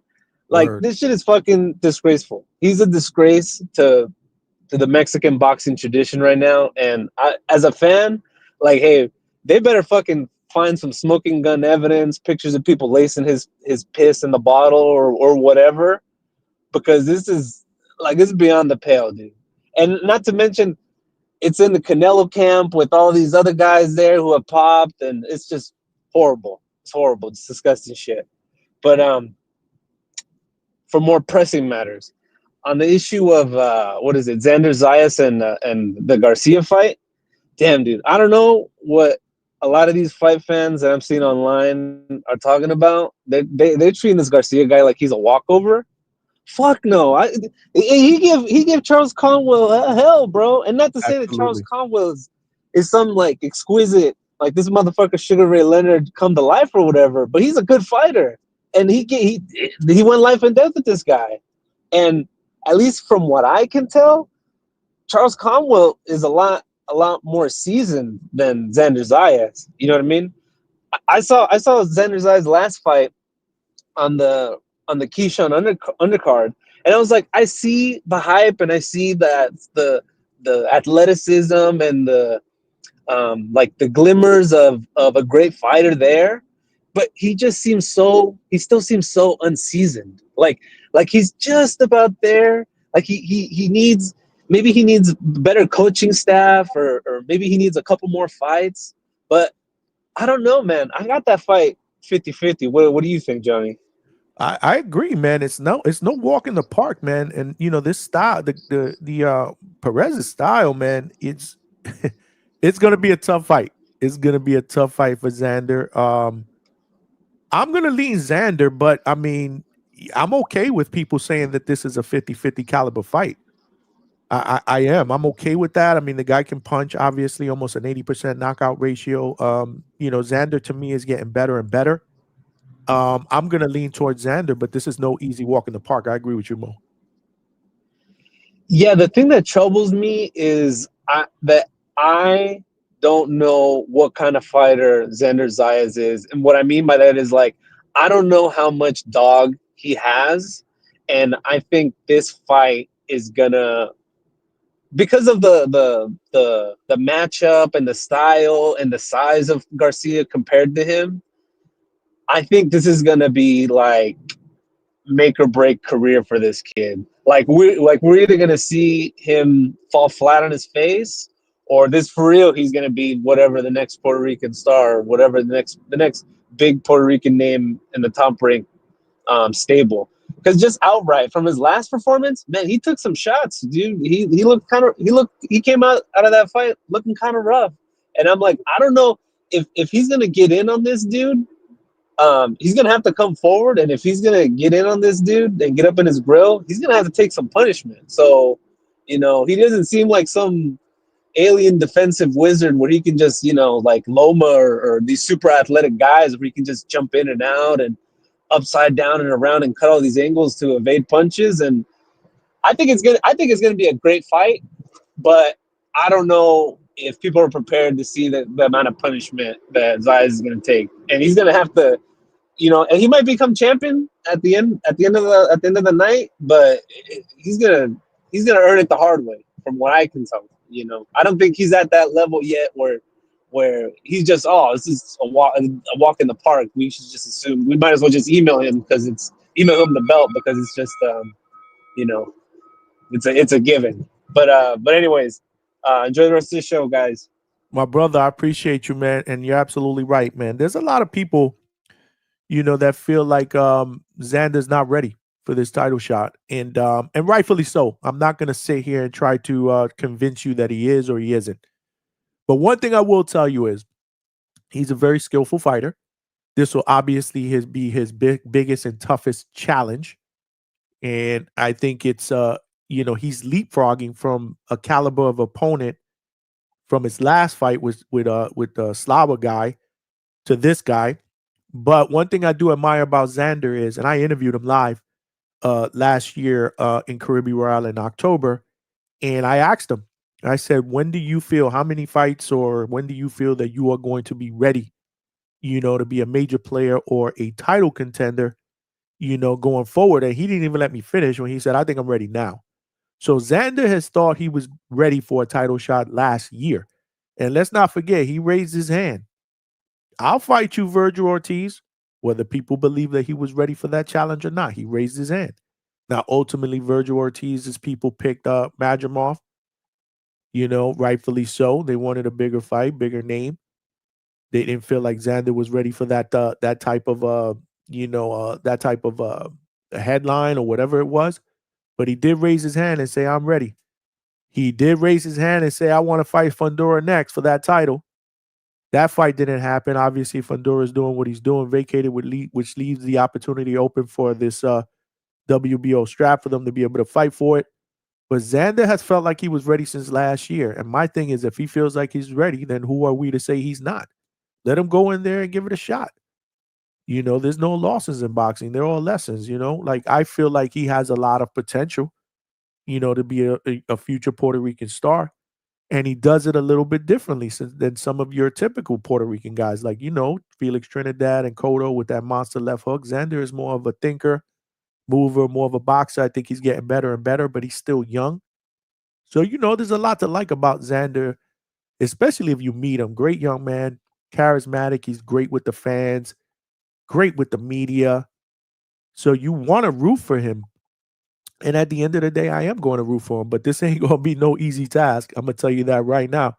For those of you guys that want to call in, man, I linked the link is the link to call in is linked into the chat. Put it that way. Let's go back out to the phone lines. We got my man Alberto in the building. What's going on, Alberto? Yo, what's up, Johnny? Can you hear me? Yes, sir. Talk to me, bro. Is Zayas fighting this week? No, Zaya's it's official. He's going to be fighting July 26th, I believe, in the small room at the Garden against Jorge Perez for the vacant WBO 154-pound title. Oh, okay. Oh, that's I think that's also Top Rank's last show, right? With ESPN. So, damn, that's a good look for Zayas. It might be. Yeah. Something about that ending in July, right? Yeah, I think you're right. That. Wow. Yeah, I'm sorry though, Johnny. I just don't see it with him. I mean, like you said, he's like a really like impressionable like guy. He's like easy to root for, like you said, but I just don't see it. And but I think he could get because I think the Mexican dude he's fighting kind of just ended up there because he upset Conwell like out of nowhere. So I think he'll become champ, but I just don't see him like mixing it up with like the top guys. But let's talk about today's news, Johnny. I don't think Munguia popping dirty is necessarily like an indicator of Canelo camp being dirty because Reynoso has done like interviews before, Johnny, on like Mexican networks where he says that like he's not like with the fighters 24/7, so like he doesn't know what they put in their system, so if the guys are, I mean, I don't know, I wouldn't just necessarily put that label, I wouldn't put that jacket on them just yet as far as Canelo team being dirty. And no, that's fair. Yeah, man, we got some good. Yeah, or what do you say? I'm sorry, I got here late, Johnny. What was your whole take on like Munguia popping dirty? Were you like surprised? I was shocked. Are you ready to? Yeah, no, I was shocked, and I'm not going to sit here and rip him apart for it. Obviously, there's this whole thing. I'm sure he's going to have to put in a second sample. You know how this whole thing works, right? Yeah. I was shocked just like anybody else. I didn't see that coming. But the only thing I'm saying is, and I'm just throwing out there to get, I guess to get, people just thinking like it's just weird that he's never popped before, and all of a sudden he hits Reynoso's camp and he popped. That's all I'm saying. I'm not saying they're doing dirty business over there. I'm just throwing out what people are thinking out there. Yeah, because I don't like Mo. I think Mo was he just called before me, right? He was like, I think dude needs to chill. Like it wasn't. I don't think Munguia like felt in his head that he needed to take steroids to beat Sriracha. Like that dude's a bum. He's a French dude. He had like 2 knockouts. I really think it was an accident. We gotta wait for the B sample to come back. But real quick, Johnny, I seen did you happen to catch the press post conference they did for the fights this week on PBC? Yeah, earlier, yeah, I saw the playback. Yeah, Johnny, I don't think you're tripping for going for Cornflake. He seems like really confident. Charlo kind of just, he still seems kind of off. His speech is kind of slurred. I don't know. What are you thinking, Johnny? Is like we're like 2 days out. You still like sniffing upset or I'm, 50-50? I'm gonna rock with my guy Cornflake. But again, a lot of people are saying I'm biased. I'm just saying, man, if the Charlo from years ago were the one that he's not the same guy. There's been we're kind of dismissing that Charlo and everything that has happened in between. There's been a lot of mental issues. There's been a Alcohol lot of abuse, alcohol abuse. He's been baby out for mama a while. trouble. He came back against David Benavidez. Although he won that fight, I was expecting obviously a Charlo to be able to either press him or stop him. He didn't do that. Mhm. There's just a lot there. And he's gonna have to prove to me that that he can fight to the caliber of who he was before all these mental issues and alcoholism and stuff came about. If he doesn't, then I think he's vulnerable. And you got a guy in Cornflake where he's looking at this as his final opportunity.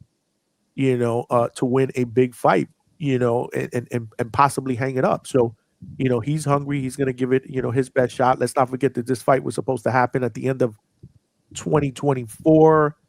Yeah. And then it was supposed to happen on the Tank Roach card. That didn't happen because, again, Charlo pulled out. We don't know why. So, again, all of that combined, I'm like, man, maybe this is the right time.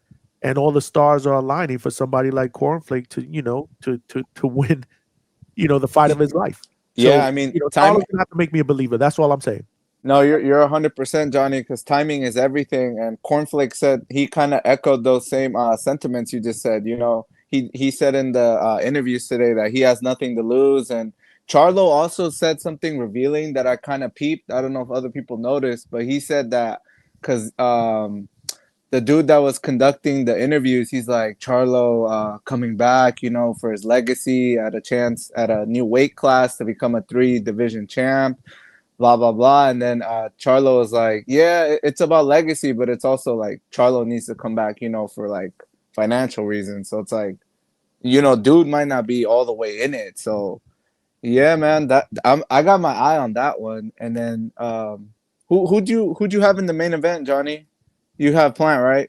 Yeah, I'm taking Plant by decision. Absolutely. Don't sleep on Resendiz, Johnny. I won't. He's coming Tough with guy. everything. Yeah, he's a tough cookie, and I like his trainer. I really like Manny Robles. So I like Manny. Manny's a good dude. I met him one time. Really good dude. He's solid. yeah, it's either gonna be Resendiz can overwhelm him with the pressure, or Plant's just gonna box him all night, get on his bike. But yeah, Johnny, I'm a rewatch the show. I got here a little late today, so I gotta check out that interview. But I think you'll like that interview, bro. Definitely check it out, bro. no, I appreciate you, Johnny. Appreciate you, my Have brother. a good rest of your show. Absolutely, bro. There goes my man Alberto, man. My man Alberto representing, man. Make sure y'all smash that like button if y'all have not done so. We got to get this channel out. Boxing fans need to know that the Hangout spot not only exists, but we are live and well, and we are kicking it. Evening shows, 9 p.m. Eastern Standard Time. We're also doing weekend shows on Sundays. We're going to start doing some more Border War shows on Sunday evening to promote some of the fights on the card. That is going down. If you guys don't know, the Border Wars, which is an amateur event that was put together by the Nestor Gibbs, our brother Nestor Gibbs from the Boxing Voice. And that is going down August 2nd in Wisconsin. Border War 16. We just had a great show between Tip Bayless and Lobo, who are going to be fighting in the main event. That was dope. And we're going to be setting up some more Border War shows as we get closer to the event. So we're going to be doing Sunday shows. And let's not forget, after the fights, big fights, we will go live and we will open up the phone lines and we will talk about some of the fights. We might do Sunday afternoon shows after big fights on Saturday night. This is where it goes down, man. This is where it's going down in the Hangout spot, man. I'm saying that to say, if you haven't subscribed, make sure you do so. If you're watching this live on Facebook, hit that like button, come over and subscribe. More importantly, tell a friend to tell a friend. We are less than 100 subscribers to get to our next goal of 2,000 subscribers in about a year and 3 months, bro. We're moving at a fast pace, but Things are only going to get bigger and better as we turn this small train into a locomotive. The phone lines are open, guys. I put the link in the chat, man. I put the link in the chat. So if you guys want to call in, now's the time, bro. Let's get up in here, bro. We don't want this party to end. We don't want this party to end. This is a comment I was actually looking for. My man Ryan Frazier from Boxing Talk Up North. What's going on, my brother? What is going on? Just name the other camps that have 4 guys that have had 4 guys pop. I'm just saying he's right. I mean, it's weird, bro. It's weird. I saw something on social media today. Here are Eddie Reynoso trained fighters that have faced issues with positive drug tests or adverse findings. You got Canelo, obviously, in 2018. You had Ryan Garcia in 2024, although he technically wasn't really training with Eddie Reynoso for that, or was he? Was he in that? Yeah, was he in that camp for that? I forget. Who the hell was training Ryan Garcia for that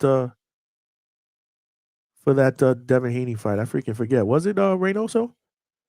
Anyway, Oscar Valdez in 2021, Julio Cesar Martinez in 2019, Luis Neri 2017, claiming it was from contaminated food. Jaime Munguia now. I mean, again, bro, I'm not going to be that guy. But I'm just pointing out what a lot of people are thinking, but nobody's really saying. Could it be an issue in the Reynoso camp?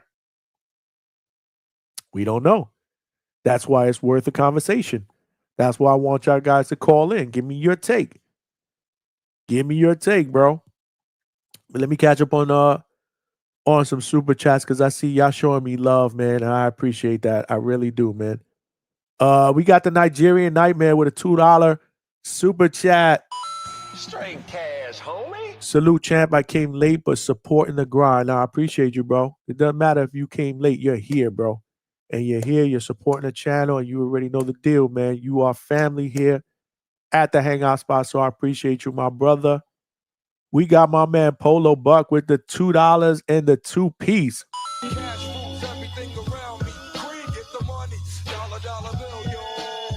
Appreciate you, my brother, 2-piece. And he just followed up with the biscuit, baby, another $2. Straight cash, homie. He said, I blame Ness for arriving late. Yeah, man, what's going on with Ness, bro? We got to tell Ness to start ending the show at 9 o'clock, bro. 9:15, so you guys can come and rock out here at the Hangout spot, bro. Because this is how we doing it up on the weeknights, bro. 9 p.m. Eastern Standard Time. We doing call-in shows. We doing interviews. And even when we doing interviews, we doing what we doing now. After the interviews, we doing call-ins, man. So I linked I pinned the link to the chat. So if you guys want to call in, definitely, I'd love to hear your take on either the Munguia thing, this weekend's fights, who you're picking, what you think will be the fight of the weekend. Xander Zayas going for his first world title at the end of July against Jorge Perez, Mexico against Puerto Rico. I think that's going to be a very, very tough fight. The Luna Glider with the $2 super chat. Straight cash, homie. Salute the Hangout Spot road trip for 2025. I appreciate you, bro. Y'all got to help me out, bro. I need gas money to ATL so we can do this live on Sunday with the WBO welterweight champion, Brian Norman Jr. Let's get ready to rumble. The champ is here. The champ is here. The champ is here. Yeah, man. That's the plan, man. We're going to get out there. We're going to spend some time with the champ. We're going to spend some time with Senior. I think we got Coach Marcus Walker that's going to be joining us over there, the father and trainer of 5-0 junior welterweight prospect Kamari King Cam Walker, 5-0 with 5 wins via night. And he's also a sponsor in Border Wars. King Cam is a sponsor in Border Wars. And make sure you check out The Boxing Voice tomorrow, 11 a.m. Actually, King Cam Kamari Walker will be in the building. Ness is going to be interviewing. We've had him here live as well. He's family here. In fact, we did a nice interview, not just with him, but with his dad, Coach Marcus Walker. I think he's going to be at ATL as well, hooking up with us at the gym. Again, I'm going to try to set up. I want to set up a live there. So that's going to be at some point Sunday afternoon. So subscribe, hit your notifications, follow me on IG. That's where I update my stories, and on Twitter, or formerly known as X. Appreciate the donation, my brother. You are family. My man David Garcia with this $2 super chat. Don't catch vertigo on the ATL, Johnny. No, I'll be good, man. I think I'll be good. I will be good. The plan is to get in the car and drive down. From where I'm at is about 6.5 hour drive.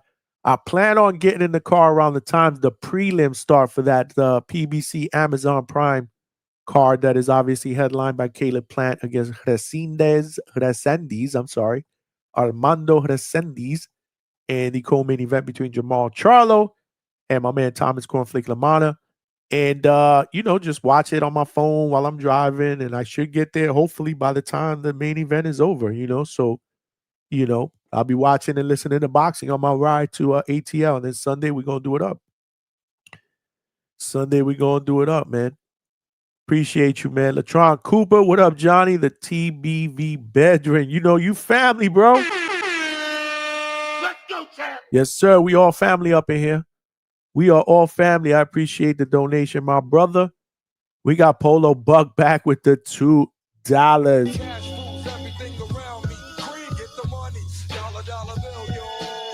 Gas money, bro. We need gas money. Yo, Polo Buck, we need gas money, bro.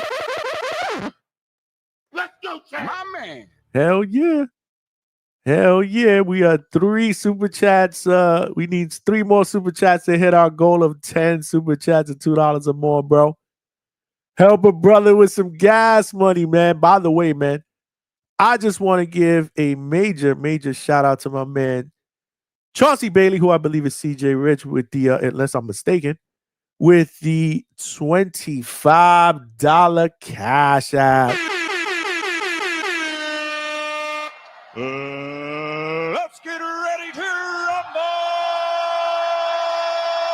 Appreciate you, my guy. Thank you for the donation, man. Like I said, we put it in that work, bro. So any penny counts, man. For real, man. Thank you, Polo Buck. My man, Wizzy in the building. What's going on, Wizzy? Straight cash, homie. Johnny, 5 minutes for a hangout. Was me, by the way.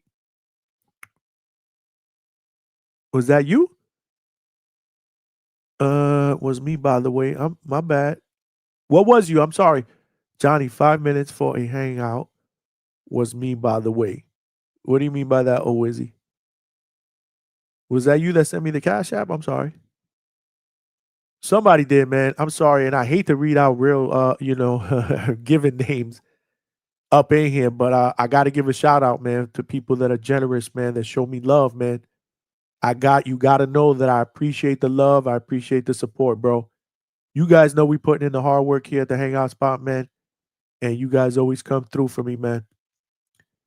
Appreciate you, man. But yeah, Wizzy. So Wizard is going to be fighting against Vince Colbert. Border Wars. We're actually setting up a Border Wars show so that we could get both of them on the panel so they could do their verbal sparring, so they can do their promotion, so they can do their virtual press conference like Tip Bayless did with Lobo, man. That was a hell of a show. Very, very entertaining.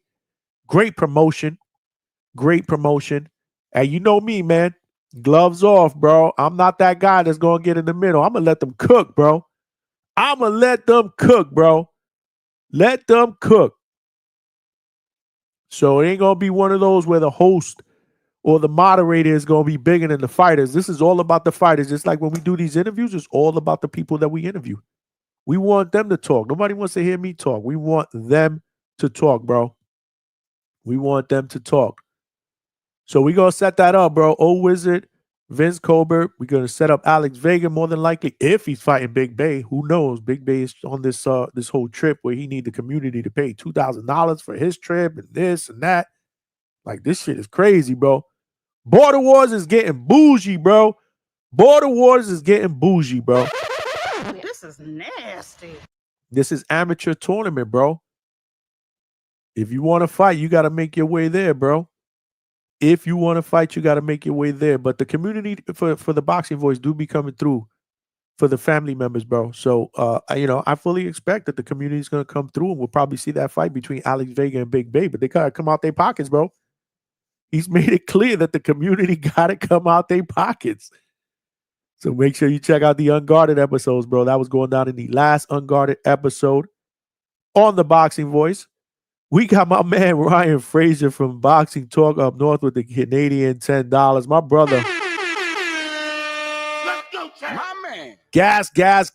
That's right, man. We got to get that gas going, bro. We got to get up to ATL, bro. We need gas money. I appreciate you, Ryan. Ryan, if you're around, I'd love to be able to get your take on this whole Jaime Munguia PED thing, bro. I would love to get your take on it, bro. The link is in the chat. If you guys want to call in, now's the time, bro. Now is the time. We got my man Polo Buck with another $10. Says more gas.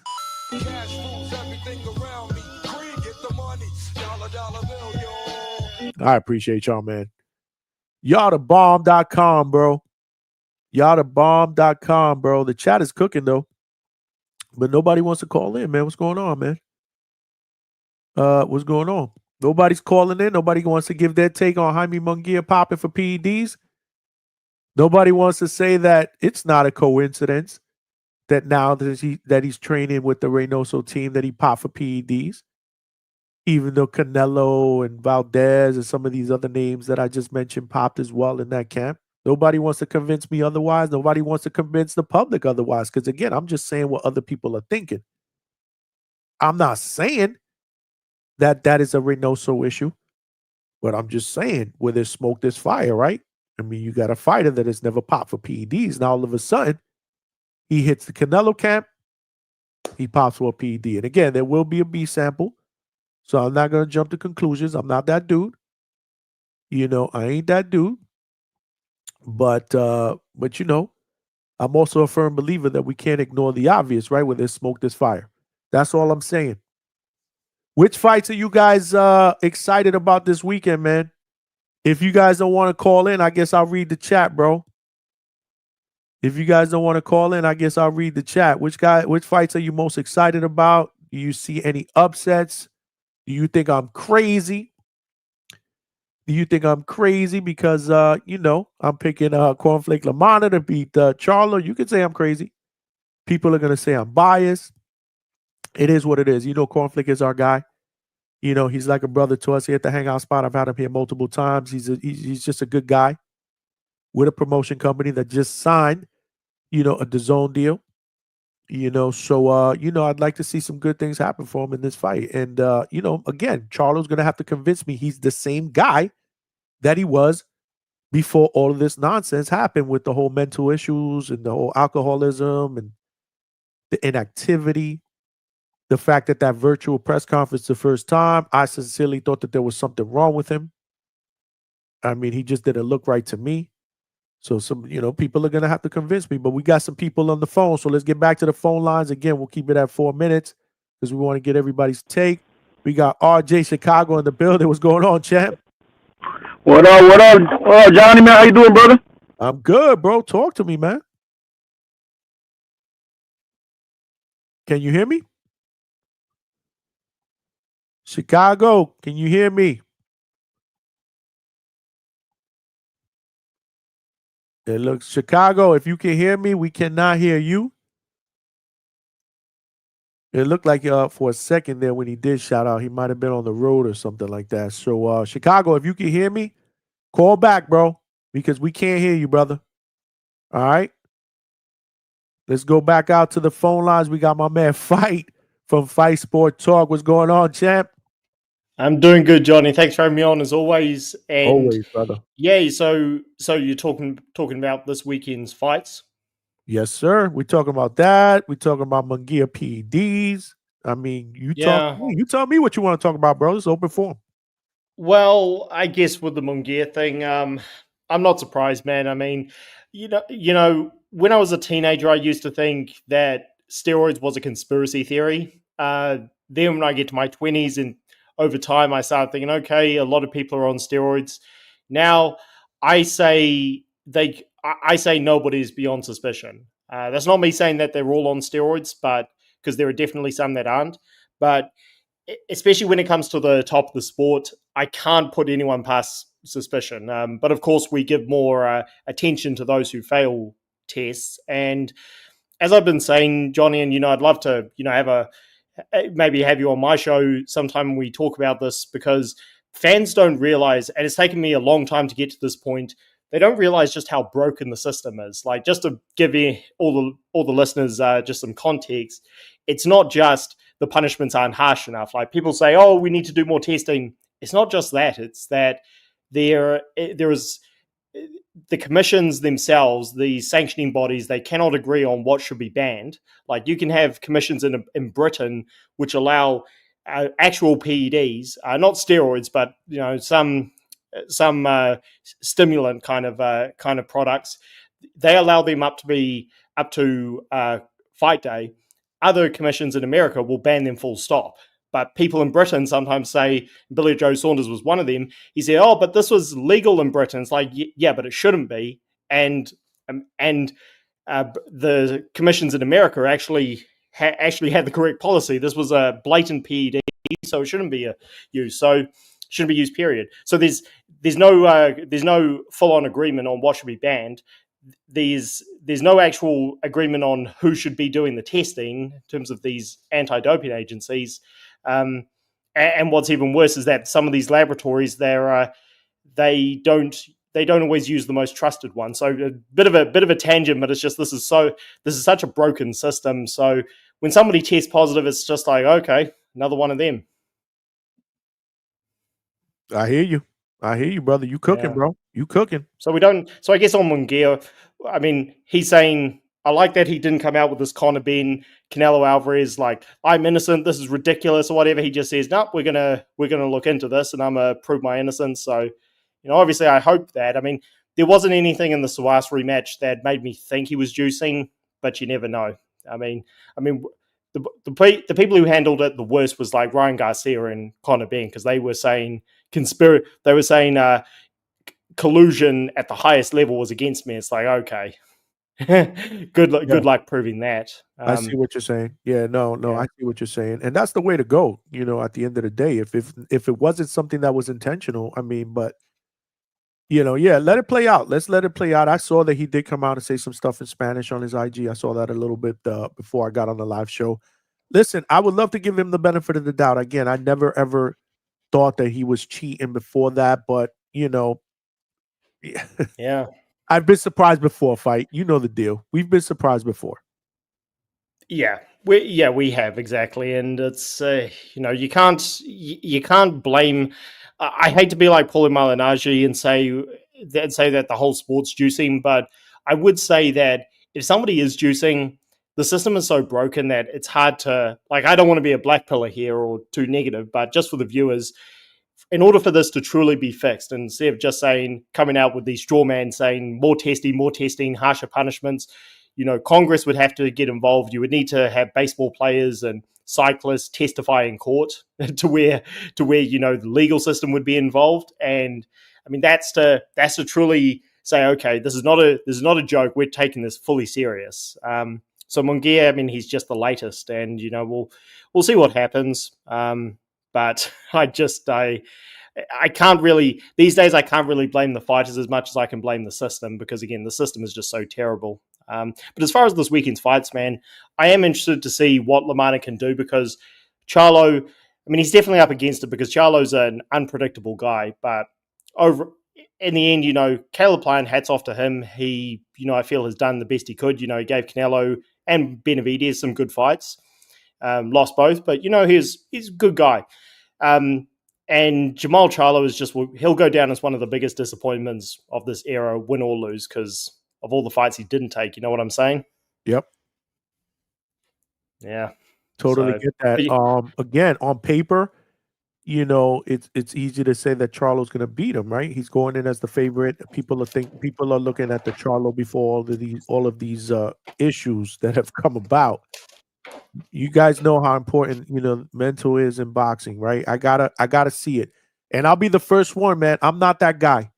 When I go out there and make a prediction, I'm just making it as a fan of boxing, man. I don't put any stock in it. I don't bet money. I'm not that guy that's gonna pump my chest and go, "I told you, I get it right." Like, I hate being around those people. I'm just making a prediction of what I think could happen and who I'm going for. But if he shows up and he's the Charlo that he was before all these issues, and he cooks cornflake, I'll give him his props, bro. I'll give him his props. I got no problem with that. But he's got to show me. Yeah, but I'm also, whether he beats Lamana or not, it doesn't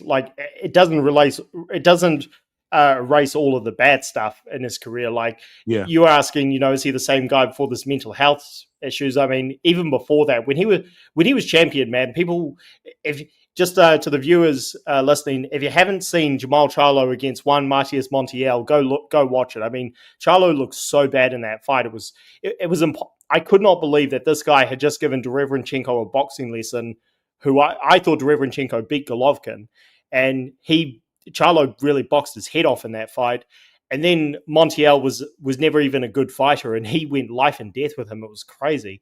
So, and this was also, just for the viewers listening, this was after he ducked Demetrius Andrade. So it's hard to get. I can't really give him much credit. And Benavidez Jr., like that was a light welterweight being brought up, and Charlo missed weight in that fight badly. So, I mean, Lamana, I will say I like that Lamana's not buying into Charlo's BS. Like, he just, when Charlo was spazzing out on that conference call, Lamana just said, "Man, you're just so emotional. Like, whatever, just show up for the fight." And I like that attitude. Like, last thing I'll say, man, I am a fan of Jamel Charlo. Like, just, do you remember when Jamel Charlo lost and he was crying at the press conference? Like, people were looking at him saying, "Oh, what a kitten, and Jamel Charlo, I'm not a fan of what he did in the Canelo fight, but he's gone on to have a good career. I mean, undisputed champion, you can't take that away from him. Jamal is the guy who has become such a disappointment and a kitten because, because Caleb Plant slapped the manhood out of him that time, and he's still acting like a subservient Caleb Plant. "Oh, you're the champ, man," sort of thing. Like, it's just ridiculous. I agree. I've always respected what Jamel has done more in his career than Jamal, to be honest with you. Not counting the Canelo fight, but everything else before that. I've admired what he's done, especially, coming back from that close defeat that most people thought he might have won against Tony Harrison, and then he came back and did what he did. Yeah. So, yeah. No, I've always respected him. I've always respected what he's accomplished. Jamal, I'd never been really that high as high on him as I was Jamel. And then you mix in all these issues that he's had. Like I say, he's got to convince me, man. I'm just not a believer going into this fight. I'm not, but I could be wrong. Yeah. We'll see. I mean, Jamal, I just want fighters to fulfill their potential, and Jamal did that, because I thought Brian Castano boxed his head off pretty clearly in the first fight. I think Charlo got a robbery win, but he stopped him in the rematch and made great adjustments. So hats off to him. Jamal, I mean, this is the guy who was picked to, people thought he could beat a fading Golovkin, and he could really challenge Canelo, and neither fights happened. You know what I'm saying? Exactly. And that's not all down to him, because network issues, but I mean, just to think that we had Canelo fight Danny Jacobs, we had Golovkin fight Derevyanchenko, we had Andrade become middleweight champion, and Charlo was just sitting in his little safe space, doing nothing. And yeah, it's just disappointing, man. But thanks for having me on, Johnny. Shout out to everyone. If I could just plug my channel for a second, Fights More Talk, absolutely. We're doing live soon. But before you give out your credentials, make sure you DM me your number, Fight, because I want to hook up with you. I want to get you on the panel here. Yeah, man. For a show to preview, and I'd love to be able to come on your show as well. But where can the group find you at? Yeah, right now I'm looking to start up Facebook and Instagram.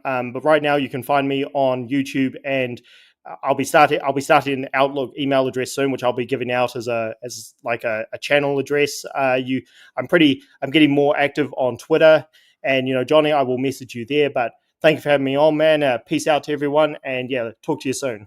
Nah, bro. All love, bro. You family here. Fight. That's Fight Sport Talk. Make sure if y'all not following my guy, make sure y'all follow him. This is how we do it up here. We all family, bro. We all family, and we look out for each other, man. Shout out to all of y'all in the chat. We got Dario Lida. Shout out Hangout Spot all the way from Minneapolis, Minnesota in the building. Appreciate you, brother. We got family members from the Hangout Spot all over the U.S., Canada, UK. We just had Fight Sport Talk from the UK. I'm gonna hook up with him, man. I'm gonna get on his show and I'm gonna get him on here on the panel, man. I love his breakdowns, bro. We got Ryan Frazier, my brother from Boxing Talk up north. If you ain't following Ryan, make sure y'all do that as well. Stephen Breadman broke it down this morning on TVB. Yeah, I actually saw some of that. I was kind of in and out because I was busy with work, so I saw some of that interview, and I heard it was a lot of the conversation was about this whole PED thing and the way the way boxing is and the Wild Wild West and the way it's different, testing wise from other sports. I thought that was pretty crazy. I got to check out the whole thing. I'm going to go back and check out the whole thing because again, I might have missed clips and bits and pieces of it here and there. But Ryan, if you're free, come on, man. Come on the panel and just give us a breakdown. If you're free. Nigerian Nightmare, salute to you, my brother. Appreciate you. Wreak Havoc, what's going on, bro? We are here, live and direct. GMT Sports, salute. Let's go, champ. My man. Salute to you, man. Salute to you and salute to everybody that has provided a donation. We actually hit our 10-goal super chat. And this one right here is for y'all. The champ is here. The champ is here. The champ is here. I salute y'all with both hands. Man. Always showing me love. I appreciate y'all, man. I definitely appreciate y'all, man. We putting in that work and, you guys motivate me. You guys motivate me to continue to do this, man. I love putting these shows together, man. I couldn't be here talking to myself, but I'm talking to family members, bro. Insane, bro. Absolutely insane, bro. I love doing this and it's only going to get bigger and better, but I need your help. Again, we are less than 100 subscribers from our next goal of 2K, 2,000 subscribers. Help me get there, man. Because you know the deal. There's power in numbers, bro. There are power in numbers, and we're trying to continue to get the biggest and best interviews for you guys in 2025 and beyond.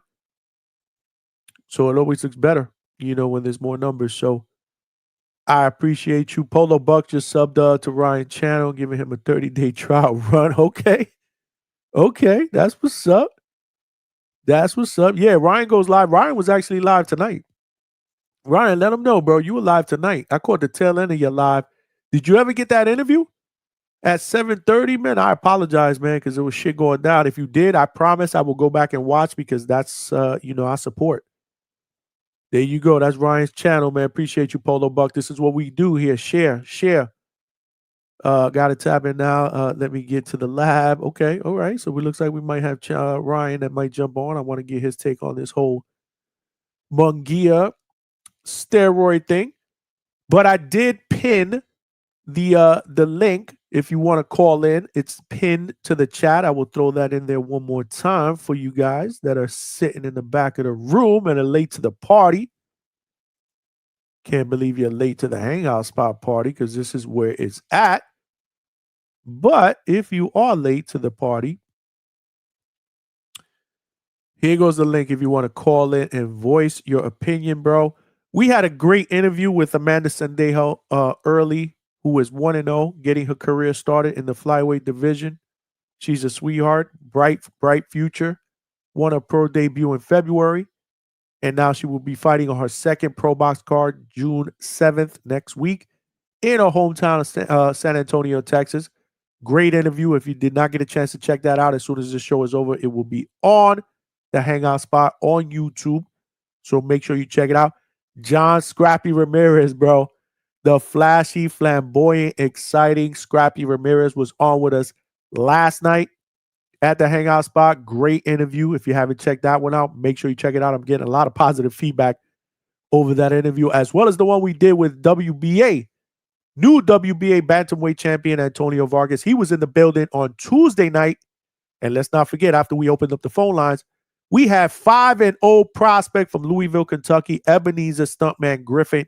He joined the panel, gave us his take. We were having a conversation about Teofimo Lopez and this whole thing with Boots Ennis going back and forth. He jumped on. He gave his take. He's family here at the Hangout spot. He actually hit me up earlier. Big fight news coming out. I don't want to say anything yet because it's not official. But yeah, man. Once it's official, we will announce it here because you know how we do here. We announce it. We're family. We share. We share, we support, and we'll get him back on so he can talk about it. So it's not official, but what he's talking about sounds good, man. Especially for a guy who's getting his career started, man. Prospect level 5-0, bright future. It's going to be good. So if that ends up turning into what we believe may happen, that's good for him.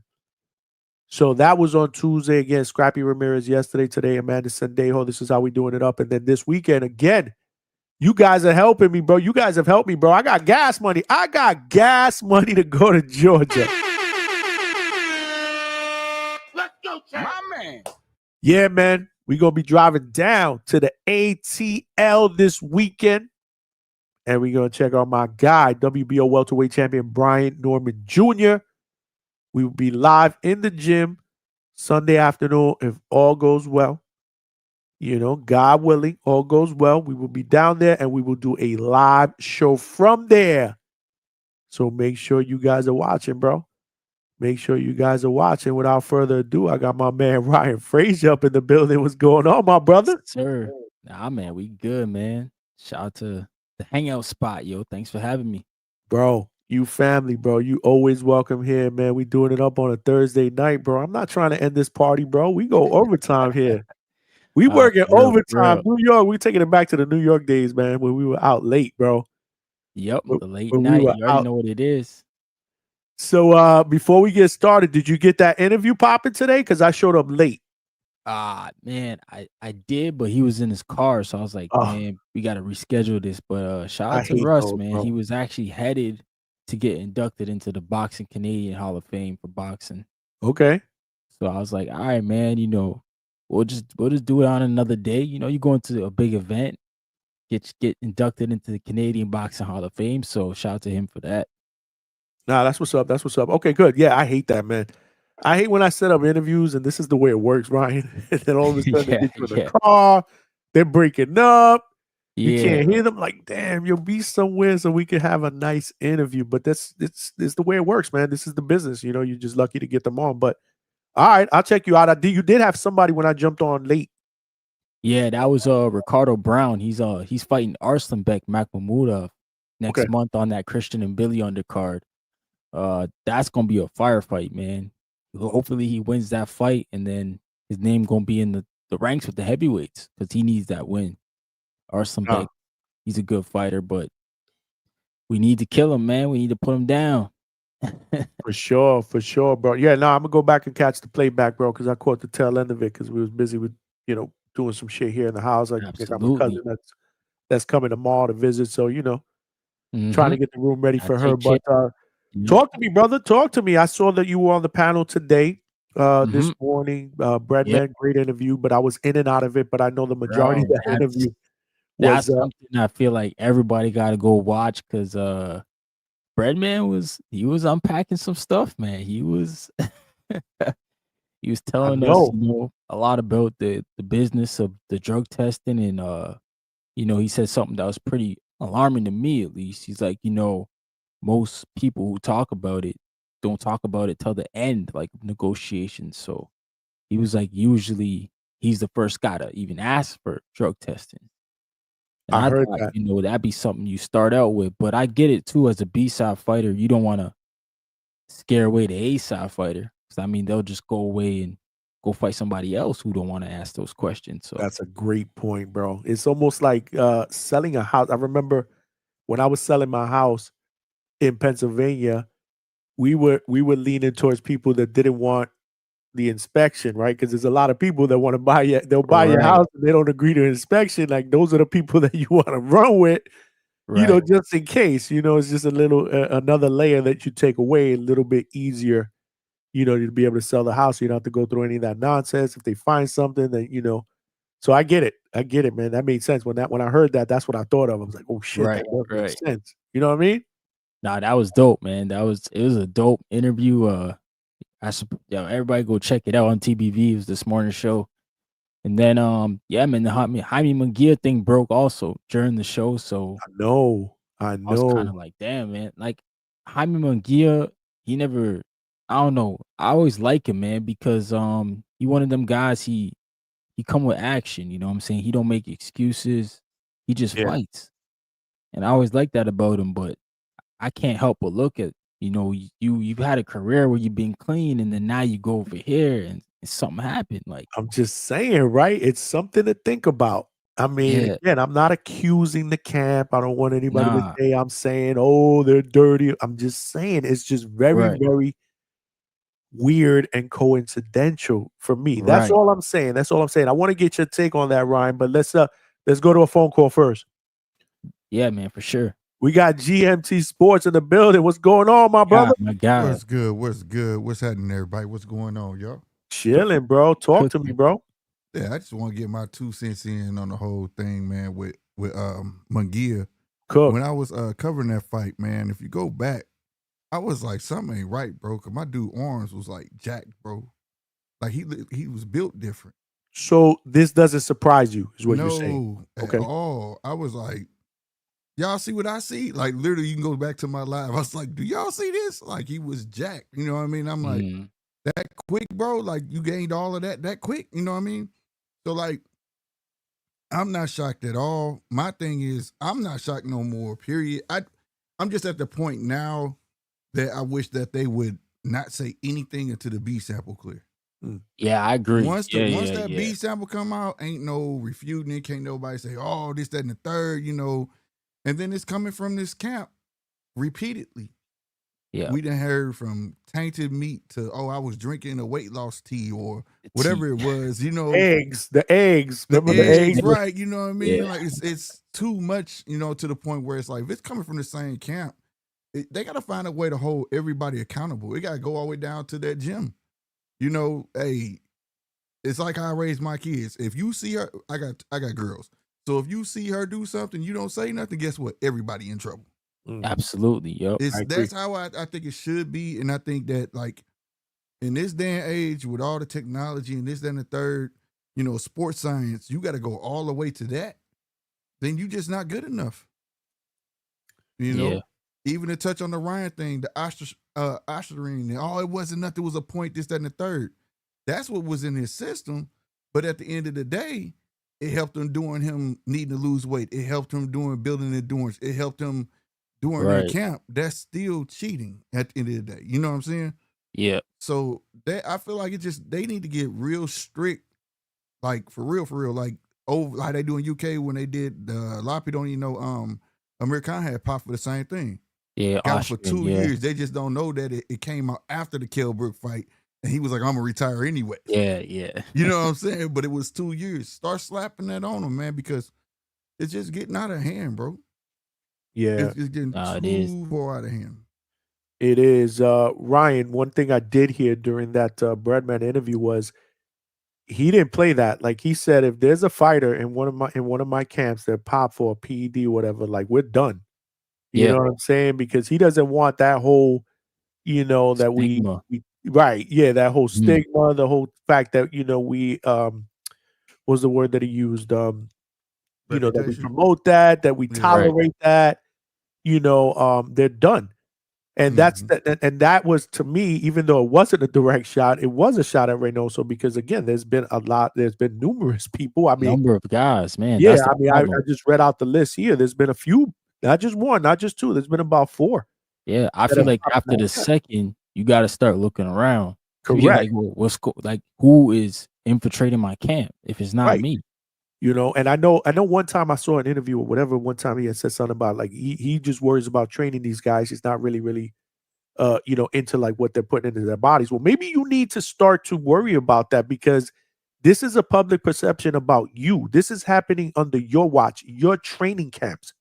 You guys know what I'm saying? Yeah. So maybe you need to start getting a little bit involved in what these guys do or start asking some questions and start demanding some answers, bro, because honestly, again, I'm not saying it, but it doesn't look good. Exactly. The never optics popped looks before. terrible. Never popped before this. Now all of a sudden, first fight or whatever it is, you pop. First camp. Yeah. Not good. Not good. I'm just throwing that out there. But go ahead. Y'all continue to cook. That's man. absolutely true. That's definitely it. Like, because I look at it like, man, Munguia's been with Freddie Roach. We know who Freddie Roach is. I don't even know who's popped under Freddie Roach. He's been with Eric Morales twice, hasn't popped under him. And Ness tried to say, "Oh, he lives in Tijuana." Yeah, but he's lived in Tijuana when he was with Freddie Roach and Eric Just Morales. didn't So move like, there, right? it's not like he changed locations for Reynoso. So everything's been steady except for Reynoso's in their camp is the new addition to his, his preparation. So we got to look at it. Like, it's just, I'm sorry, I can't look away from it. Like, Nah, what's good for the goose is good for the gander. You go to UK got different rules on certain PEDs and steroids too. mhm. But you gotta go where you gotta know. Oh, hey, is this medicine cool? I can take this? Oh, okay, I can't. Okay, cool. You know what I'm saying? You gotta be mindful of yourself of what went in your body. This is a sport. This is your bread and butter. I've So we always supposed to said that. give these guys excuses. They making millions of dollars to say, oh, well, why do I have to go do this? You know what I mean? If I'm on my own my daughter, hey, did you put the application in? Yeah. Did you call them, see if it got reviewed? No, they're supposed to call me. No, they don't owe you shit. Excuse my language, fam. But No, I mean, you good. You good. yeah, they don't owe you anything. You know what I mean? So these fighters got to be held accountable, period. They have to be held accountable, period. Because after a while, like I say, they done figured the game out. That's what it's starting to look like. The percentages they starting to get caught on is slim to none. So they starting to learn the game of how to cycle off. So just think, these are the few that got greedy. Okay? Yeah. What about all the other ones that didn't get caught? And I hate to say it like that, but that's what it's starting to look like. Yeah. You don't just on purpose, you don't get caught with whatever that 0.6, whatever it was in Ryan, or however low this is about to be, or you get what I'm saying? Unless you used to it and you got greedy. Right. Yeah, I believe that too, man. Everybody wants an edge, and like, I don't think it's just in boxing. I think it's across all sports. Like, it is. Everybody wants an edge. Like, these guys are all sports. They're super competitive, man. So if you tell them I can get you a little 0.1 or whatever against somebody else, they gonna try it. Yeah, all sports. But the difference is, again, this is not hitting a baseball. This is fighting, bro. Somebody can get seriously injured or even die in the ring, bro. This is not a laughing matter, bro. There's no place for it in the sport of boxing. But I gotta agree. With you, G. I mean, it's they've mastered the art of. And I heard Bredman. I heard that part. I was in and out of that part where he was talking about, well, it doesn't matter. Like, you may agree to it here, but guys will agree at a certain time frame because it gives them the right amount of time to be able to cycle out. I mean, I was like, damn, bro, that shit makes perfect sense, bro. That shit is scary, man. It really is. Yeah. Yeah.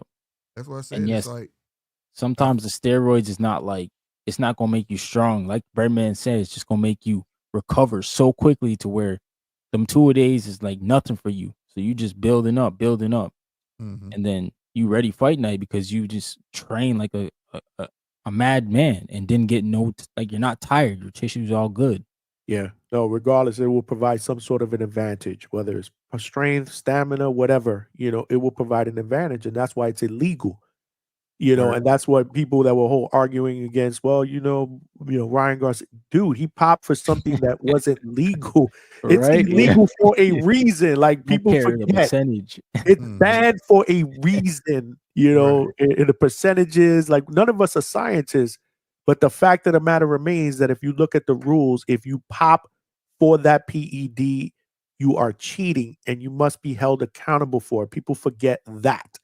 And you got to stick to the facts. When you're dealing with a case like this, and this is what I said one time on the Boxing Voice, I was like, y'all dealing with assumptions. You can't assume what the 1/1000th of a milliliter is going to help. Stick to the facts. The facts are, he popped for something that was illegal, and that's considered cheating in the sport of boxing or in any sport. That's it. Yeah. That's what we know. Yeah. What we don't know is all the other stuff, but we'll leave that for the scientists or whatever. But either way, bro, it's a dangerous game to play. It's a dangerous game to play. But I got to check out your stuff. I didn't know that you had talked about the whole Munguia thing, because me personally, I wasn't looking at it that way. It shocked me, but the fact that it didn't shock you is kind of interesting. No, I haven't done a video on this yet. This is my first time ever really getting on top. I was over in Ryan in the chat, whatnot. But like, I've been doing daddy duties all day. But when I did the live on that fight, the first, this last fight, the rematch, if you go back and look at how solid he looks compared to the fight before. Like, dude, arm, like he's thicker. Go back He's, and yeah, I want to check that. you know what I Yeah. mean? Like literally, and I was like, do y'all see that? Like, am I tripping? You know what I'm saying? Like, Yeah. how? You know what I mean? But I didn't say it then. I didn't be like, oh, they got him on that. I was just like, I'm just throwing hints like, y'all see that? Like, okay, you know what I mean? But and like I said, and it's sad because boxing is the wild, wild west. Who's gonna get a ring on it when half of them get to choose USADA, water? You know what I mean? Like, how do Yeah. you get a hold of this? And then these companies is coming out testing you. It's too many middlemen. They sending it off to somebody else. You know what I mean? Right. And the biggest issue is that people aren't talking about is that it's sad that we don't know until after. That's when you're gonna get caught. Most time it's after. You're not gonna Right. most time you're After not the getting fight. caught before. Yeah. The damage is done already. Right. Mm-hmm. You know, there's not even no rules like, oh, well, the fight should just I feel like afterwards, that fight, you was on what? Oh, fight overturned, period. Not no, I'm putting an injunction in, not no, none of that. Just no contested or whatever. You know what I'm saying? It never happened type stuff. But it's all of those little variables that mess it up for the sport, period. You know, that's how I look at it. Just Yeah, I slap 2 agree. years on it. 2 years. Yeah. They should. It should be harsher penalties for sure. Yeah, if you pop one time, it should be really, really harsh. And then the second time, she should be gone. Yeah. And Something along the lines where it's like, you know what? Yeah, I can't afford to lose my career. yeah. Yeah, 100%. Because, like, think about it. You got people out there that's, like, really comparing apples to oranges. Or what's not like it with some stuff that gave them super strength. I don't care. You know what I'm saying? It's the point that you tried it. You know what I mean? It don't matter which one you take. It's just if it's on that list, don't mess with it. And I feel like even if it ain't on the list, it's the point that you wouldn't try to find something. Mm-hmm. Like what happened to just believing in yourself and your skills and actually want to be a dog and get better? You know what I mean? These guys are so afraid to lose that, like you say, they willing to find that edge. You know what I'm saying? Or at least not look stupid in the ring. Like, yeah, man. I don't know, but like I said, it's sad. I got this though. If T.O. stayed over there though when his news popped, it would have been all around bad. Wow, I know, right? Where does he stand on this whole thing, right? Is he the next one that's gonna come out and pop or something? Right. Boy, it would have been all around He was bad there for for a little bit, man. I hate to think that T.O. was smart enough to be able to say, you know what, I'm out, bro. They fucking around with crazy shit. I'm out. I don't think he's that smart, to be honest with you. I just think he ruffled some feathers over there. That's who T.O. is. Yeah. Shout out to T.O., but at the end of the day, he's never popped for anything either. So that would shock me. Again, any athlete that hasn't popped, that pops would shock me. Mm-hmm. You know, but you know, for the people that are saying that we'll wait for the B sample, okay, we'll wait for the B sample. But how many times has the B sample been overturned? Yeah. Right. It doesn't happen very, very often. I'm trying to think of a time that it has happened. Off the top of my head, I can't think. Yeah, but I can't off the top. Nah. Yeah, when stuff like this happens, it's hard for public perception to change. We are going to react. We are human beings. Mm-hmm. That's just the way it works. And it's the athlete's fault. They opened that up. So just like I said about the whole Ryan deal, right? There were people that were arguing. Well, you know, I mean, we don't think that little billionth of or whatever had anything to do with his performance. Okay, I get it. If that's what you wanted to argue after that Haney fight, I get it. But after this performance that against Rolly, that shit goes out the window. Right? Yeah, exactly. That shit goes out the window because now you argument. can't see that. Now he opened up the door for people to be able to say, I told you it was that. Yeah. And he can't say anything. That's the risk you take. And I ain't gonna lie, I was one of them. I was like, I don't think that had nothing to do. I think that fight, me personally, I thought that fight was just a trash performance from both of them. You know what I'm saying? You had one that was out of shape and one just kept his head on the line, like move. You know what I mean? So I didn't think like people was trying to make it seem like it was this big spectacular fight, and it just really wasn't to me. You know what I mean? But like either way, he was dead wrong for it. I'm not gonna defend it. I'm not gonna say like, oh, it didn't mean nothing. It means a whole lot. You know what I mean? And then on top of that, you took the risk doing it, and now you just look stupid. Even if you didn't somehow miracle because somebody told me, I guess a guy named Scooter that helped him lose weight. They was like, it could have been what he gave him. I don't care. He should have looked at it and said, what is this? Yeah. What are you giving me? You're You responsible. know what I mean? for You're what goes in your body. responsible, bro. There's no Yeah. way of getting around that. But fellas, I'm gonna have to jump back off, man. I gotta put these girls down, man. My brother, let I my appreciate viewers y'all. know where they can find you, brother. You got to Man. keep coming back on. Oh, no doubt, man. Hey, y'all can find me right here. What it say right here at GMT Sports, man. Y'all come through. I'm guaranteed to be on definitely every Friday, every fight. I'm doing a watch party. Don't matter. 4 a.m. in Japan time. I don't care. I'm on it. You know what I'm saying? But I appreciate everybody. Y'all make sure you get my boy right here up to that 2,000. You know what I'm saying?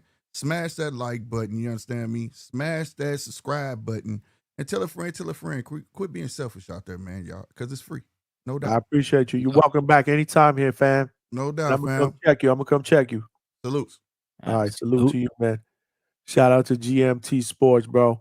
Yeah, you doing this thing. Yeah, man. You know, Ryan, I gotta be honest. I was one of them dudes that didn't want to believe that the Osterine helped Ryan. I just wasn't really vocal about it on the Boxing Voice because it's a touchy subject. It is sensitive. Yeah, we go It's over a very, there. very sensitive subject to certain people. I wasn't taking the two-tone stance though. I wasn't doing that either. Yeah, I wasn't doing that. I was just like, damn, but really? Like, I'm thinking like he just couldn't stop that left hook. And Ryan's always had a fast left hook. I don't know how much of a difference that little whatever made in that performance. But you know what I did? I said, you know what? I can't do that. I got to stick to the facts. Again, the fact is he cheated. He got caught, or the fact is he got caught with a PED, which means he cheated. And you got to have the same energy that you do for any other athlete in any other sport. I stood away from that. And it's crazy because he actually popped dirty. And you got people that will come and tell you today that Barry Bonds don't deserve a spot in the Hall of Fame because they think he's dirty. He's never popped, actually. That's what I'm trying to tell you. Public perception is sometimes it's even, you know what I'm saying? Never popped, but yeah, Barry Bonds he's been cheating. Same thing with Roger Clemens, I believe. I don't know if Roger Clemens never been caught, but that dude I think he popped. I think Roger. I don't know. I don't know. There's so many people that did or didn't, but you're right. Barry Bonds did it, and yeah, he can't get in there. That's crazy, bro. Yep. That's crazy. But yeah, man, I gotta head on out too. I gotta go see my grandma tomorrow. It's her birthday, so I'll be up. Brother Ryan, you know you're always welcome here, bro. Yeah, man. Appreciate y'all. Check me out at Boxing Talk Up North, man. Yes, sir. Subscribe to my brother. And Ryan, make sure y'all smash the like button, share this. We gotta get Johnny to 2,000 subscribers. Let's do it, yo. Appreciate you, my brother. Peace. All right, man. There you have it. Ryan from Boxing Talk Up North, bro, in the building.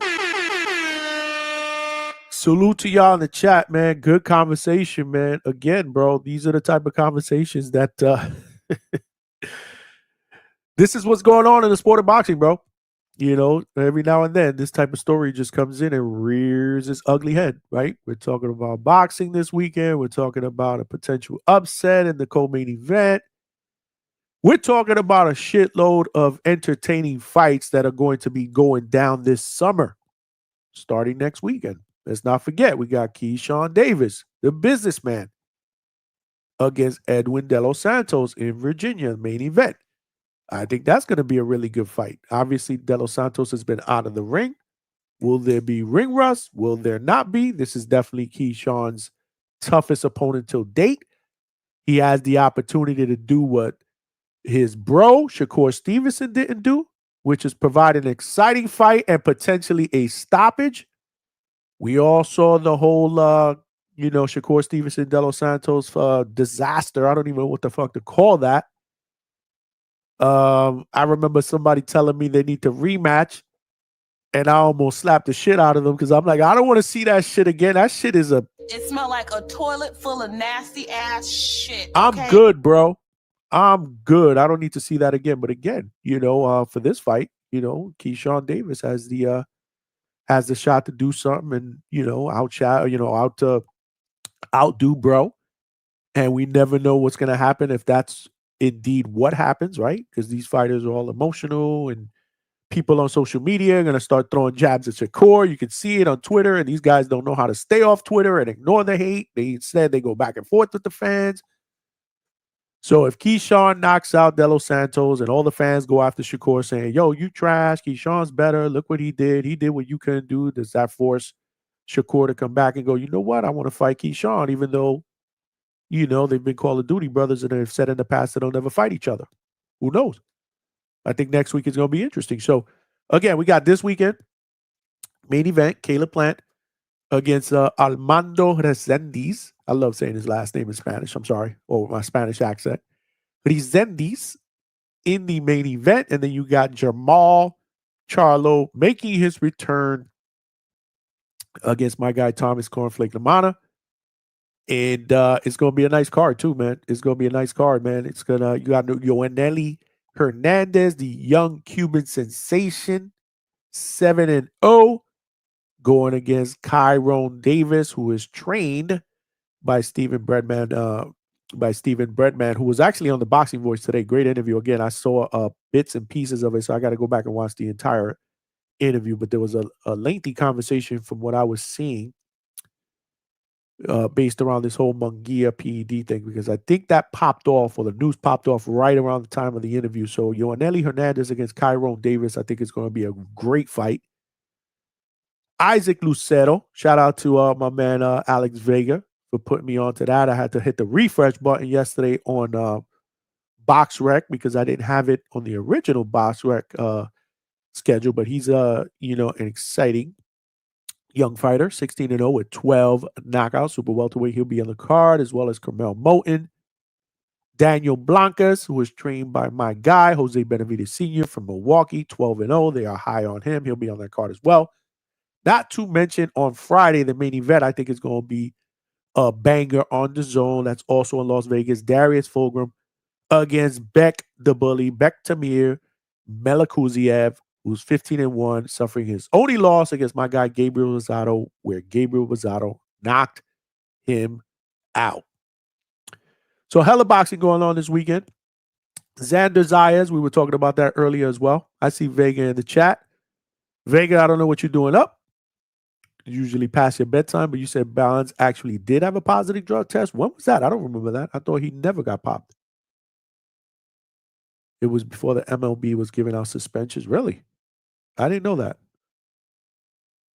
Is that true, or you just half asleep? I don't know. I hope so. That'd be dope. I'm not sure what you guys are talking about there. The natural. What else we got? What else we got? Walking these damn dogs. Okay, that's what it is. Got you. I understand that.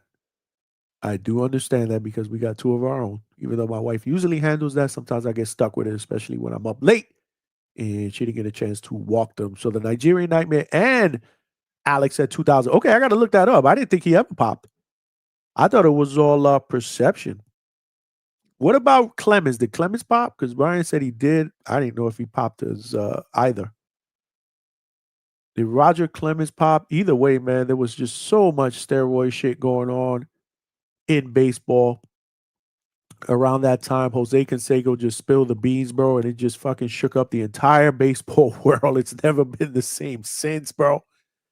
But remember all that shit with McGuire and Sosa hitting 65, 70, whatever it was, blah, blah, blah, that drew baseball fans back in because obviously baseball fans are enamored with the long ball. And then all of a sudden, Jose Canseco dropped a bomb, bro. Jose Canseco dropped a bomb.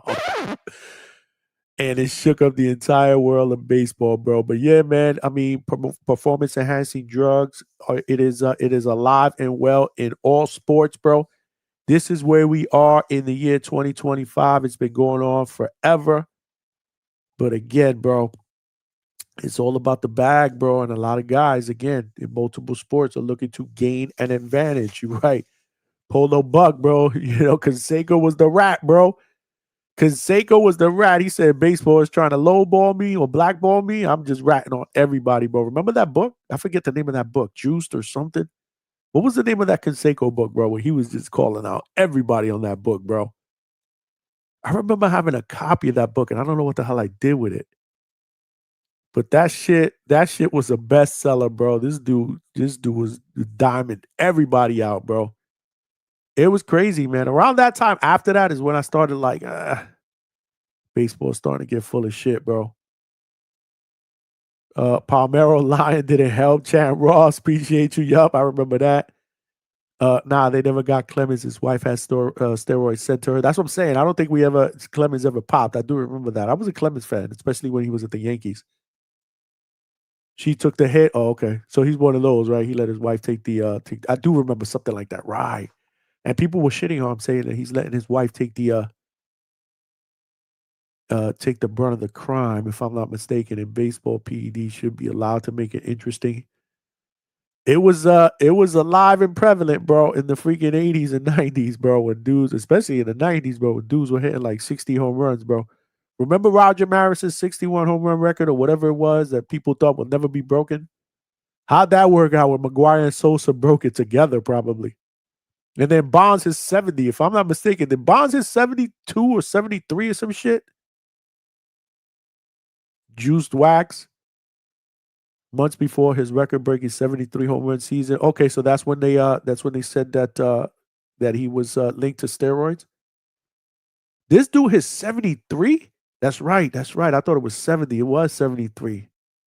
And let me tell you something. You know what's crazy about some of these guys that popped? And you guys correct me if I'm wrong. I can't believe we turned this boxing show into a baseball show. But I was a big baseball fan when I was growing up. Started playing baseball when I was like in Pee Wee League, bro, 8, 9 years old. Can't believe we turned this into a baseball show. But you know what's crazy? A lot of these dudes that popped, bro, they were so damn talented that they didn't even need to take steroids. Like Barry Bonds was a gifted player, a 5'2" player. Did he really need to take steroids? Roger Clemens, bro, if he indeed took steroids, which most people believe, I mean, he was a gifted pitcher. Didn't need it. A-Rod was a beast, bro. Did he really need to take steroids, bro? None of these dudes, in my opinion, that were great players. I mean, there were some. Don't get me wrong. There were some that you're like, yeah, man.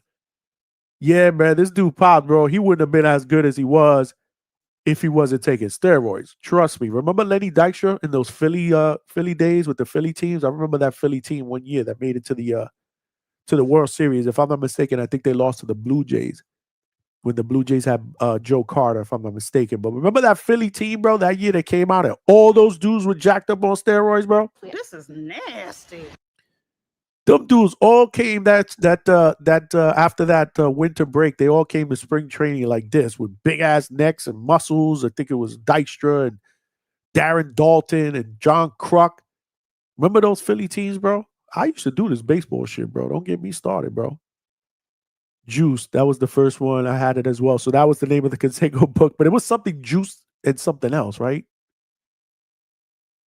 Like what's going on in baseball? I don't know. No, no one remembers Roger Maris. Meanwhile, that record was unbreakable for a long time. There's a lot of records in baseball that will never be broken again, like the hit streak by DiMaggio. Forget about the games played Cal Ripken streak. We talked about that on another show. That'll never be broken. These dudes, these divas, these athletes right today are divas, bro. They are divas, bro. They need rest days. They need they can't play back-to-backs. I mean, you just gotta, listen, bro. These dudes is just whack, bro. Yep, that Z Pacino, that was my guy too, bro. Ken Griffey never popped, bro. And if he would have popped, I would have been heartbroken. Because I was a big Griffey guy too when I was young, bro. I'd be gifted two of our Jews. But I don't know, man. I mean, you remember seeing Barry Bonds when he was young, coming into the Pirates. You know, these dudes were A-Rod was a highly touted first round pick and came up with Seattle. And these dudes were, I don't believe any of those dudes would have sucked. I mean, I think that if they never did steroids, they'd still be able to muster Hall of Fame careers. That's just my opinion, but maybe I'm wrong. Bonds was on steroids. It's like if LeBron was playing high school basketball when he was 35. I remember how LeBron in high school, bro. He looked like a grown man, bro. It was like a man playing against boys. That shit was crazy, bro. Champ Ross, remember the first base DH John Jaha? He was juiced to the gills. Bro, I can name a lot of people. I remember Ken Caminetti, the third baseman for the Padres. That dude was juicing, bro. Again, guys like that, you're like, nah, they would have never been as good as they were juicing. But I'll make an argument, bro. I'll make an argument that Bonds, A-Rod, if Clemens did it, Clemens, I still think those guys would be able to be Hall of Famers if they never ever took a performance enhancing drug. Was Albert Bell juicing? I don't know, but he was always angry. And he was a big dude, so maybe he was. Yeah, I agree. The natural, I agree. Bonds was still a beast beforehand. But again, hitting 35 home runs, 40 home runs and stealing 35, 40 bases is a lot different than hitting 73 home runs, bro. That shit was gangsta. Wreak Havoc was watching the Jake LaMotta Sway interview before you came on. Check it out. It was 11 years ago, but still. Okay, cool. Got you. Yep. I'm saying Bonds was a beast, bro. 5'2" player, bro. Can field, can throw, can run, can hit for power, can hit for average in the gaps. Albert Pujols, did he pop? I don't know. I don't think he popped. The Natural say he was clean. I don't remember. By the way, The Natural, did you see the movie The Natural? That was a great movie, man, with Robert Redford. One of my favorite movies growing up, bro. One of my favorite sports movies. I may do a show we talk about sports movies. What are your favorite sports movies, bro? The Natural's got to be up there. I think one of my favorites is Remember the Titans with Denzel. I love Remember the Titans, bro. That was a great movie. Field of Dreams. Man, I'm telling you, bro. Those were all some of my great. Rocky. Hello. Hello. This is a boxing channel. Rocky. Let's go, champ. My man. Rocky. But the question is, which one was the best Rocky? Because Rocky 1 was dope. I think it won an Academy Award. But I love 2 and I love 3 and I love 4. After that, it went down the tubes. Let me know what was your best Rocky movie, bro. I say the best one that I enjoyed. Damn, 1, 2, 3, and 4. I'm gonna say 1 started it all. So 1, but man, I love 3 with Mr. T. And the fact that Apollo trained Rocky. 4 was crazy. Obviously, Apollo died when Drago beat him. 2 was great, man. He finally got over the hump. I mean, they were all great, bro. I don't know. Which one do y'all consider the best Rocky out of the 4? Hoosiers was dope. The Natural. Yo, Hoosiers was dope. Shout out to Gene Hackman, man, who just passed away not so long ago, if I'm not mistaken, right? The Sandlot. Always a classic. Really? You thought Rocky was trash? Which one? All of them or the first one? Any Given Sunday, bro. Let's go back out to the phone lines. I'm here. I'm curious to see what Treese says. We got Toledo Treese. What's up, champ? Yo. Yo, what up? What up, though? What up, though? Yeah, man. I know you hear the background, like I say, man. Shout out to my third shift workers, man. You putting that work in, bro. You putting that work. And I saw you putting in that work on the panel today, bro. Shout out to you. Oh, we appreciate you, man. I'm just trying to be like you when I grow up, Johnny, man. You know. Not me. Yeah. But no, man. Bro. What's good, though? Shout out TBD. Shout out to Hangout Spot. Shout out to Coach Brett, man, too. That was a great interview, man. Dope interview. But and by the way, I just want to say, man, ain't no competition, man. Rocky 3 is the best Rocky. Fuck your name, man. Mr. T went crazy in that motherfucker. Shout out Clever Lang, man. Big violence in that motherfucker, man. Word. I think Rocky 3 was my favorite too. If I had to think about it, but Rocky 3 was dope. That shit dope, man. Everything about it. That's when he had it when they did the press conference and talking crazy to his wife and shit, man. Shout out, Mr. That shit was epic, man. Rocky 3 to 1, man. That's the one. But with this, I heard y'all talking about the Jaime Munguia shit and all this. Like I say, you know, once or twice that shit could be considered a coincidence and shit like this. But now you got 3, 4, 5 fighters popping hot, my nigga. That shit there is a pattern. You see me? It's just starting to get out of hand. Yeah, man. I don't like what the fuck I'm going on. Hey, my man GMT Sports. Shout out to my nigga. Shout out to him. You got to get him on the show more often, Johnny. I like what he had to say. That shit that he said about Tio, you accurate, my nigga. I was definitely thinking like, damn it, that Tiafimo, damn, I bet you his motherfucking eyes lit up like, see, they doing that shit again. He seen the motherfucking needles coming out. He said, oh, I got to get the hell up out of here. Maybe. I like it. I like it, Tio. I like it. That's the one thing that all these guys that cannot put on your fucking name, they can't put no smut on your name. You feel me? You've been taking lineal champs. You ain't never popped for no dirty shit. And you go out there and you put hands and hooves on people, and you call for big names, Tiafimo. As much as you do the fuck shit with the race baiting and all that, I give you credit when it's due. You asking for big fights. You asking for shit that other people not asking for, and I'm with the shit. I hope you do get the Boots fight. You was calling for Bud. Fuck it. You said I can't get Bud. Fuck it. I'll take Boots. I like it. I like it. I like it.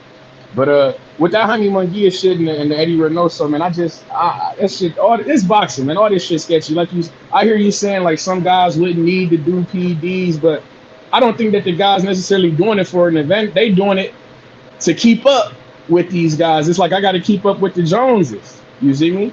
It ain't more so that it ain't necessarily always about trying to get an advantages. I feel like they trying to just, keep up with the race. They know that these motherfuckers juicing too. Why the fuck? If he juicing, fuck it, why can't I? You know me. What's good for the goose is good for the gander, man. Fuck it. You can't let these guys put hands and hooves on you and not try to get creative. I'm with the shit, man. If you're not cheating, you're not trying, god damn it. But like I said, man, how do you feel? I know we get some guys, Johnny, who think that a PED boxing league would be something that is like fuck. If the PEDs are announced and is known, do you think that it's like the scrutiny is as high? Do you think people are as mad if it's laid out on the table that it's fucking we allowing PEDs? You do what you do. If you do what you fuck it. Like if we just say I'm serious. I've been hearing this stuff. You talking about fair game? Fuck, hey, I've been hearing it. It's like a lot of the times that's what it really be. I feel like a lot of us ain't like upset that motherfuckers is cheating. It's like we upset that motherfuckers got caught cheating. So it's therefore, if it ain't nothing to catch you on, everybody in this bitch cheating. Fuck it, we all you can't just. Hey man, it's funny. Chris, I used to think that in baseball. I'm like, fuck it, let them all take steroids. The game is better when they all take steroids anyway. Yeah, man, fuck it. Hey, I'm just. We gotta boxing is different, bro. You can kill somebody in this sport, bro. Hey, I'm with you. I get it. Hey, I know. I'm just saying, man. Sometimes we got, like I say, I don't necessarily think that motherfuckers be mad that guys is cheating. They just mad that they got caught cheating. You see me? So it's like it'd be a little bit fuck it, just let him cheat. Fuck it. If I ain't catch him, I wouldn't been pissed if I already knew he was cheating. You know how that go. So yeah, man.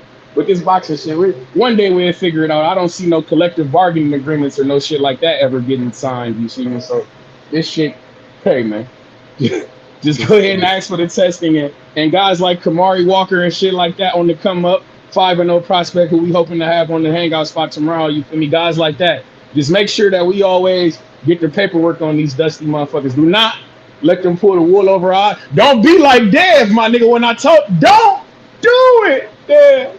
But yeah, man, Kamari Walker, always keep your eyes open. That's see my me, brother. Kamari, my brother, bro. Kamari, my brother.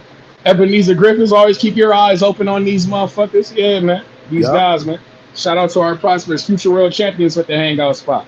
But like I said, man, shout out to you, Johnny, man. I appreciate what you do, man. Shout out to my third shift workers and Eddie Reynoso, you cheating ass niggas, man.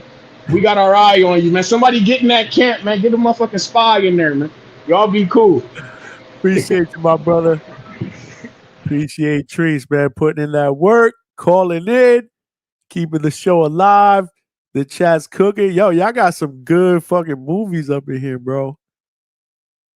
I think I gotta do a show where we just talk about sports movies, bro. We rate them, we rank them pound for pound. What's the top 10 pound for pound sports movies? I think I'm gonna do a show and give y'all time to prepare your list, and then we'll do a call-in show.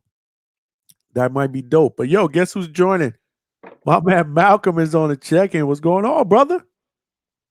Yo, audio good, bro? Audio is 1000% good, bro. What's up? Talk to me. My boy Johnny, man. We on the hangout spot. You I had to know. call in, bro. I had to call in because I heard the PED talk. Hey man, check this list out, right? So now we officially got Munguia, you got Canelo, you got Ryan, you got Ruiz. People are forgetting about what's his name? Jose, what was his name?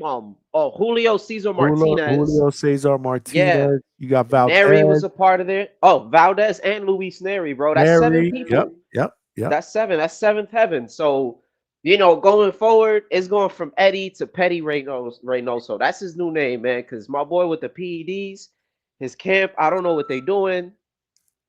It's crazy, man. It's one thing if you got one fighter, you know what I'm saying. But if all the people that be training in your camp for some reason they got that tainted carne asada, there's something going on, bro. There's something weird. So, it's unfortunate too, and I feel bad for Bruno. You got your little upset. You feel me? And then this bullshit happens, and more than likely that B sample is gonna come up the same way because it's the same piss. But yeah, it's of course. Yeah, they probably gonna do it unless they do some weird conspiracy and somehow they say that the test was mishandled. It's just nasty. But yeah, unfortunately, we're in a world where PEDs. I feel like it's in all sports. Some sports just get tested more heavier than others. In order to try to find a way around it, it's way too expensive, especially if you was doing like yearly testing. There's just so much that goes with it. And I used to be a big Ryan fan before the PED shit, and then when he started going off the rail with all the racism, like that's really what threw me off too. But when he popped, man, I was just like, damn, man, I don't think I could fuck with you like that. Because I get it. Some people pop and then we're like, oh, we'll give him a second chance. But this is a sport where a single punch to the back of the head will kill, it'll kill a motherfucker. You feel me? So any kind of, extra like physical traits that you're just going to get on, like you can get extra speed, extra power, extra stamina, you're increasing the likelihood of like some permanent damage on somebody else. So I'm not really that forgiving with it. Shane Mosley used to be one of my favorite fighters of all time. When I was younger, I used to watch him. And I'm like, damn, I like Shane Mosley. And when I found out, he popped, I was like, damn. And then he was forever off of my top 5 favorite of all time, So I like to just stay consistent. I like the sport first before any other fighters, But this is just nasty work from Petty Reynoso. They just got to investigate their camp, man. I don't know what the fuck they doing over there, but it's just nasty, bro. Like way too many fighters under his stable to just be popping like that. And I don't think I missed anybody, but we gonna see who's next. So I think thankfully T.O. actually left. I think that would have been a good fit just to learn to sit on his punches a little more. But they probably would have tainted his shit too. He probably would have popped 32. Crazy. Yep. Yeah. So I don't know how y'all started talking about these boxing movies. Rocky 3 was definitely the best one. The Clubber Lang shit. Yeah, because I mean, you know what it is? Motherfuckers is gonna say the first one is the best just because of what it did. It won an Academy Award. It kind of boosted the whole Rocky franchise, and it won an Academy Award. But I get what you're saying because I agree. I think 3 was the best. Yeah, it was more of like a first of its kind, and then 3 you had Clubber Lang, and I think that's the same shit with Drago, right? Because he has like 2 adversaries in one. 4 was Drago, where Apollo Creed died. So who was in 3? Because 3 was just Clubber Lang? It was Clubber Lang, and well, remember he fought in an exhibition against Hulk Hogan, Thunder Lips. Oh yeah. Fucking, how can you forget Thunder Lips, bro? Damn, I'm fucking up. Yeah, bro, it's been a minute, man. But personally, I fuck with the Creed franchise. The first 2, I fuck with those over Rocky. Like some niggas will hate me for that. Yeah, the production and everything, I fucked with it. Creed was hard, bro. Creed was good, man, but shit, bro. Like I fuck with the Creeds too, man. But damn, Rocky, that's debatable. What y'all think in the chat, bro? But look at the fighting scenes. I think that's what it is. Like the Creed fighting scenes were a little more realistic. We're talking about movies in today's day and age compared to what they did. The production, it's different. But I mean, storyline, quality. I mean, I don't know, man. I'm interested in what y'all think in the chat, bro. Nigerian Nightmare said facts. So I think he agrees with me, bro. I got niggas with me on this one. Young, but I think young motherfuckers. How old are you, Malcolm? Yeah. Hey, I'm 50, bro. Oh shit. Nah, I'm 32, man. I'm 32. Exactly. Bro. So you know what? You're gonna feel that way. I want some of the older folks, like the OGs like me. I want y'all opinion up here. I get it. Yeah, I'd like to hear that more, And then I think some other movies, Cinderella Man was actually fire. That was solid. And Oh then the shit, shit another about one. Yeah, yeah. I want to put it up there as my top ones because of the story. The shit with that had to do with Mickey Ward. I'm trying to Oh remember his fuck. name. I'm trying to remember the Uh, name of the film. it was I forget the name of it, but what was Mark Wahlberg in that movie? Yeah, I think it was him, and then I forgot who was playing his brother. That was Um, playing the Eki. dude from Batman. Oh, what Yeah, the I'm fuck? bad with names, Christian man. You Bale. see? Christian Bale. Yeah, there you go. That movie. Christian Bale Woo! was the brother, and Mark Wahlberg was It what's was his Mickey. name? Yeah, Yeah, Mickey Ward. Yep. That was a good one.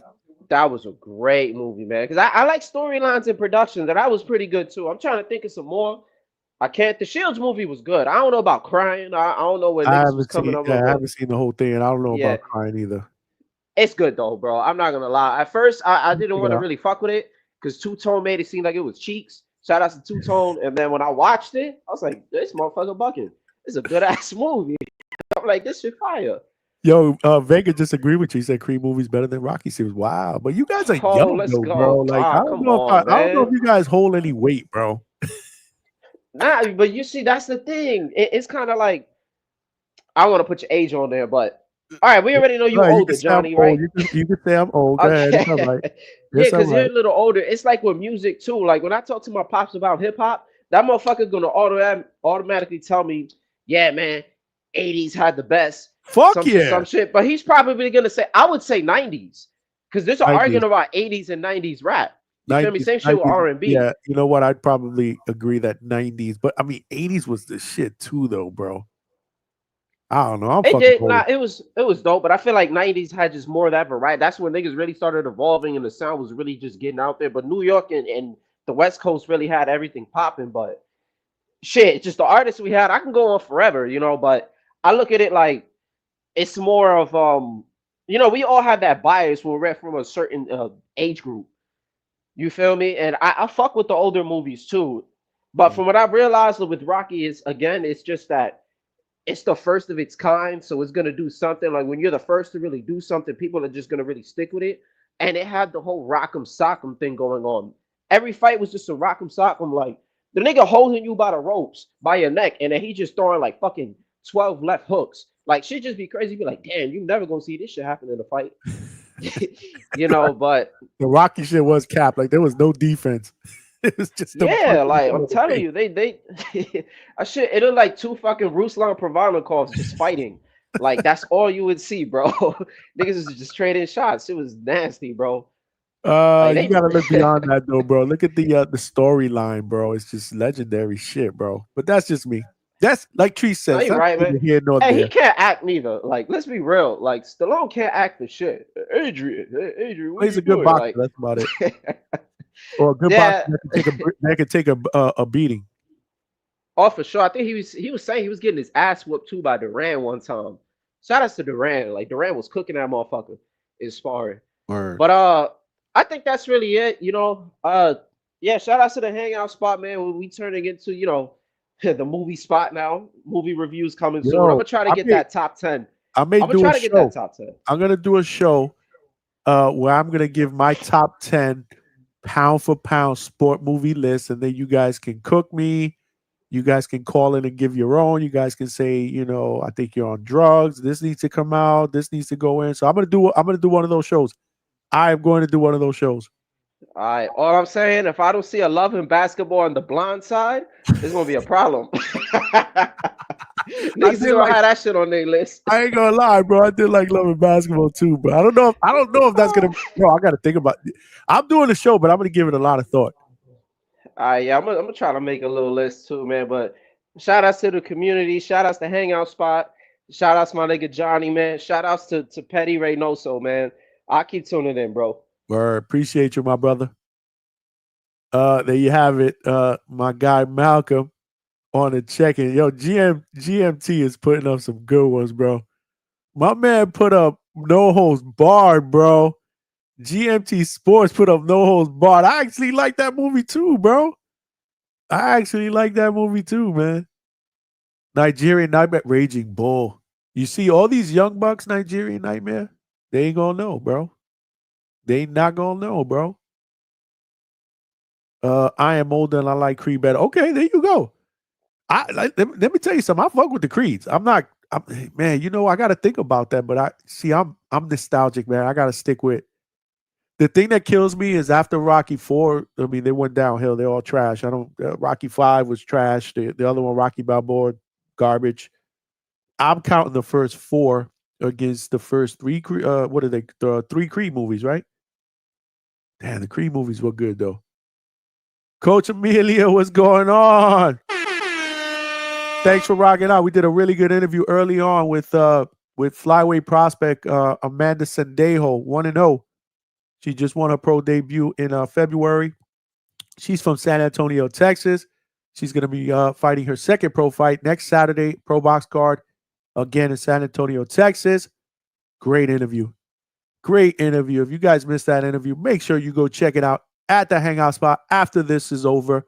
And while you're there, make sure you call somebody and tell them to subscribe to the Hangout spot because check it out. Yeah, we talk boxing, but we're going to start talking about some other stuff too. Right now, we talk about sports movies, bro, and I think it's a great conversation, man. This is a Hangout spot. We should be able to talk about anything. Not to mention, there's a ton of boxing fans that love football, so we're going to start doing a call-in football show once a week, Sunday evenings, where you could call in and you could talk shit about your football teams. You can brag. You can vent. You could give me shit if your team beats my team, which is most likely that's what's going to happen. I could give you shit if my team gets lucky and beats your team. We got family members, community members from the Hangout spot from all over the U.S., Canada, UK. So we're going to open up the phone lines and we're going to do a football show, one a week on Sunday nights, 7 o'clock. I think that's what we're shooting for, probably starting at the end of August. But, man, I love this conversation, man. The Fighter, GMT Sports. I remember the fight. Yep, that's what we were talking about. My man also put one in here that was good. Cool Runnings, bro. That was Champ Raw's Cool Runnings. Absolutely, that shit counts, bro. It's a sports movie, bro. These dudes were going for a medal, bro. The Jamaican bobsled team, bro. The Jamaican bobsled team, bro. That's dope. That is dope, man. What else y'all got? Some people got Alberto got Rocky over Creed. Okay. And Alberto's a young guy, so that's pretty impressive. What else y'all got? Somebody put Hands of Stone. Okay, that was the Duran movie. I don't know if I remember seeing all of that whole movie. I got to check that out. I don't remember seeing the whole thing in that movie for some reason. Love and Basketball I can dig. Yeah, especially if you go check that out with a shorty. Southpaw was mid. What else? The Hurricane. Reuben Carter. Was that Reuben Carter? That was the one with Denzel, right? That's dope. Salute to you. Coach, yeah, you're gonna enjoy that interview, Coach. You definitely got to check that out. Yesterday we had Scrappy Ramirez on. That was a dope interview. Tuesday we had our WBA bantamweight champion Antonio Vargas, a man of faith, good dude, family man, looking to hopefully unify and go undisputed in bantamweight. Then we also had Ebenezer Stuntman Griffin, who is a 154-pound prospect, family member. I've had him on the show a couple of times. He's always listening. Shout out to you, champ, if you are listening. Big news coming for him on a future fight. Once that happens, we'll get him on here to talk about it because you know how it is here, family, bro. We support each other. You are a Brown. I'm not a Browns fan. You must be talking to the natural, but I don't know what's worse, being a Browns fan or a Jet fan. Yeah, I'm a Jet fan. I caught the end of the interview with Scrappy. Good interview. No, it was great. It was entertaining, man. Scrappy is he's a lively character, bro. He's one of them dudes, like I said, that I just want to hang out with him. So we're gonna set it up one day where I head out to a training session and we just spend the day with him. We're playing your team this season. Who do you root for, Nigerian? What team do you root for? You root for the Browns? Man, Nick was one. I'm pissed. Word. I'm not a Nick fan, bro. That's all right. I think they're getting cooked in Indiana the next game. The next game, I think they're getting cooked in Indiana, bro. It smelled like a toilet full of nasty ass shit, okay? Word. Week 2. Who are you, a Steeler fan? I think we're playing the Steelers week 2. No, we're playing the Steelers week 1. Who are we playing week 2? Buffalo? The rate. Are we playing the Ravens week 2? I don't have the schedule in front of me. But as we get closer to football, like I said, I'm a football dude. Boxing is my first passion, but football is my shit too. So we're gonna get a football show popping. So make sure y'all let the community know. Y'all friends, everybody, bro. We're gonna have fans from different teams. Y'all could call in, give each other shit. May open up the panel, get some 2 people in there to talk their trash. We got some good sound bites that we are putting together just for football. We got to throw in a little bit of football. We got to grow. We got to grow the brand. Betty Rosas, love our girl Amanda. Shout out to you, man. I saw you active in the chat. Represent Amanda Sendejo. Shout out to you. Appreciate you rocking out here at the Hangout spot on a Thursday night. Epic show. Victor Rodriguez, way to go, Amanda. Appreciate you for rocking out. That was a great interview. Again, if you guys have not checked it out, make sure you check it out after this show is over. We're about to wrap it up soon, but this was dope. But listen, I think I am going to. He said, I think we play the Jets week 12. Okay, yeah, I do know we play you. I don't think it's week 2. But our schedule is pretty brutal for the first 6 weeks. I forget. I don't have it in front of me, but I was looking at our schedule the first 6 weeks, and I'm like, damn, man, we're lucky if we win 1, maybe 2 games. But we'll see, man. We got Justin Fields. Hopefully, hopefully he can become something. And again, when we do our Sunday shows, bro, I have my jersey on, my hat, because that's how I do on Sundays when I'm watching football. So when you guys call in, you got to have your shit on. We going to do this shit right, bro. We going to do this shit right. You and Two-Tone on the football show will be, he's invited, bro. I'll have him come on the panel and talk that shit. I don't know how big of a football fan he is, though. I think Two-Tone is more basketball, if I'm not mistaken. He might be. But I'm boxing and football, so I'm hardcore. So we going to get it in, bro. We going to get in. Obviously, our live shows on boxing during the week, that ain't going anywhere. Me working fight cards, getting those interviews, boots to ground, that's not going anywhere. Shout out to the community, to my family members that came through. Y'all hooked me up with some gas money today, bro. Because we are headed out to ATL to spend the day with Brian Norman Jr. this weekend, and we're going to set up. We're going to bring the equipment. We're going to try to set everything up so we do a live from there. Do a live interview with the champ from there. I'm expecting some other people there as well. Obviously, Coach Senior, Brian Senior will be there. You know, Uncle B, he my dude.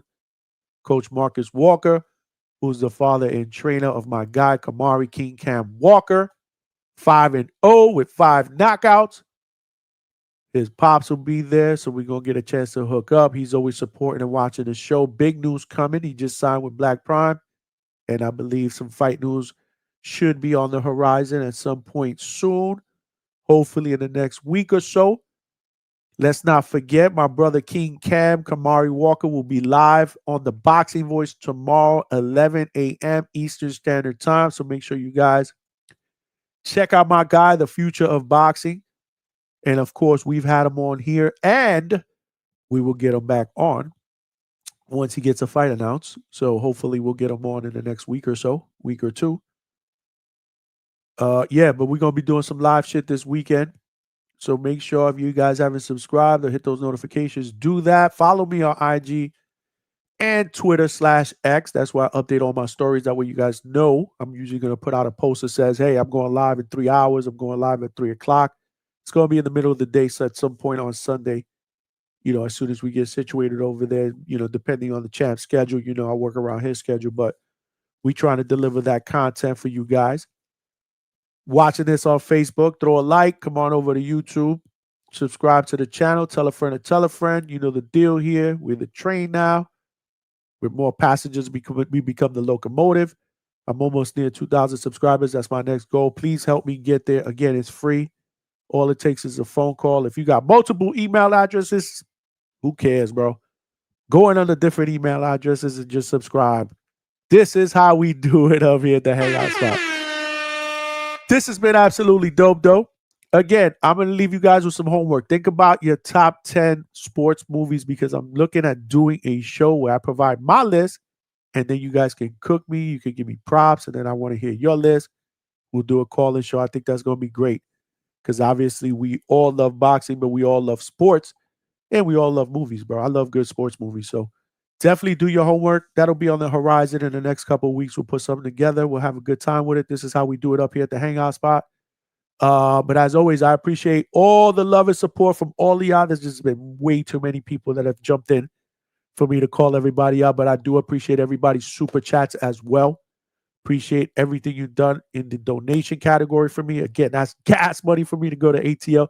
Appreciate the cash apps that you've provided me as well.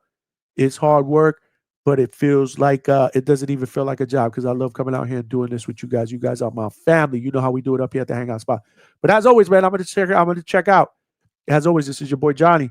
We are signing out from the Hangout spot live. Enjoy the fights this weekend. And again, I will see you guys Sunday, boots to ground. Make sure you're tuned in, man. Appreciate y'all. Peace.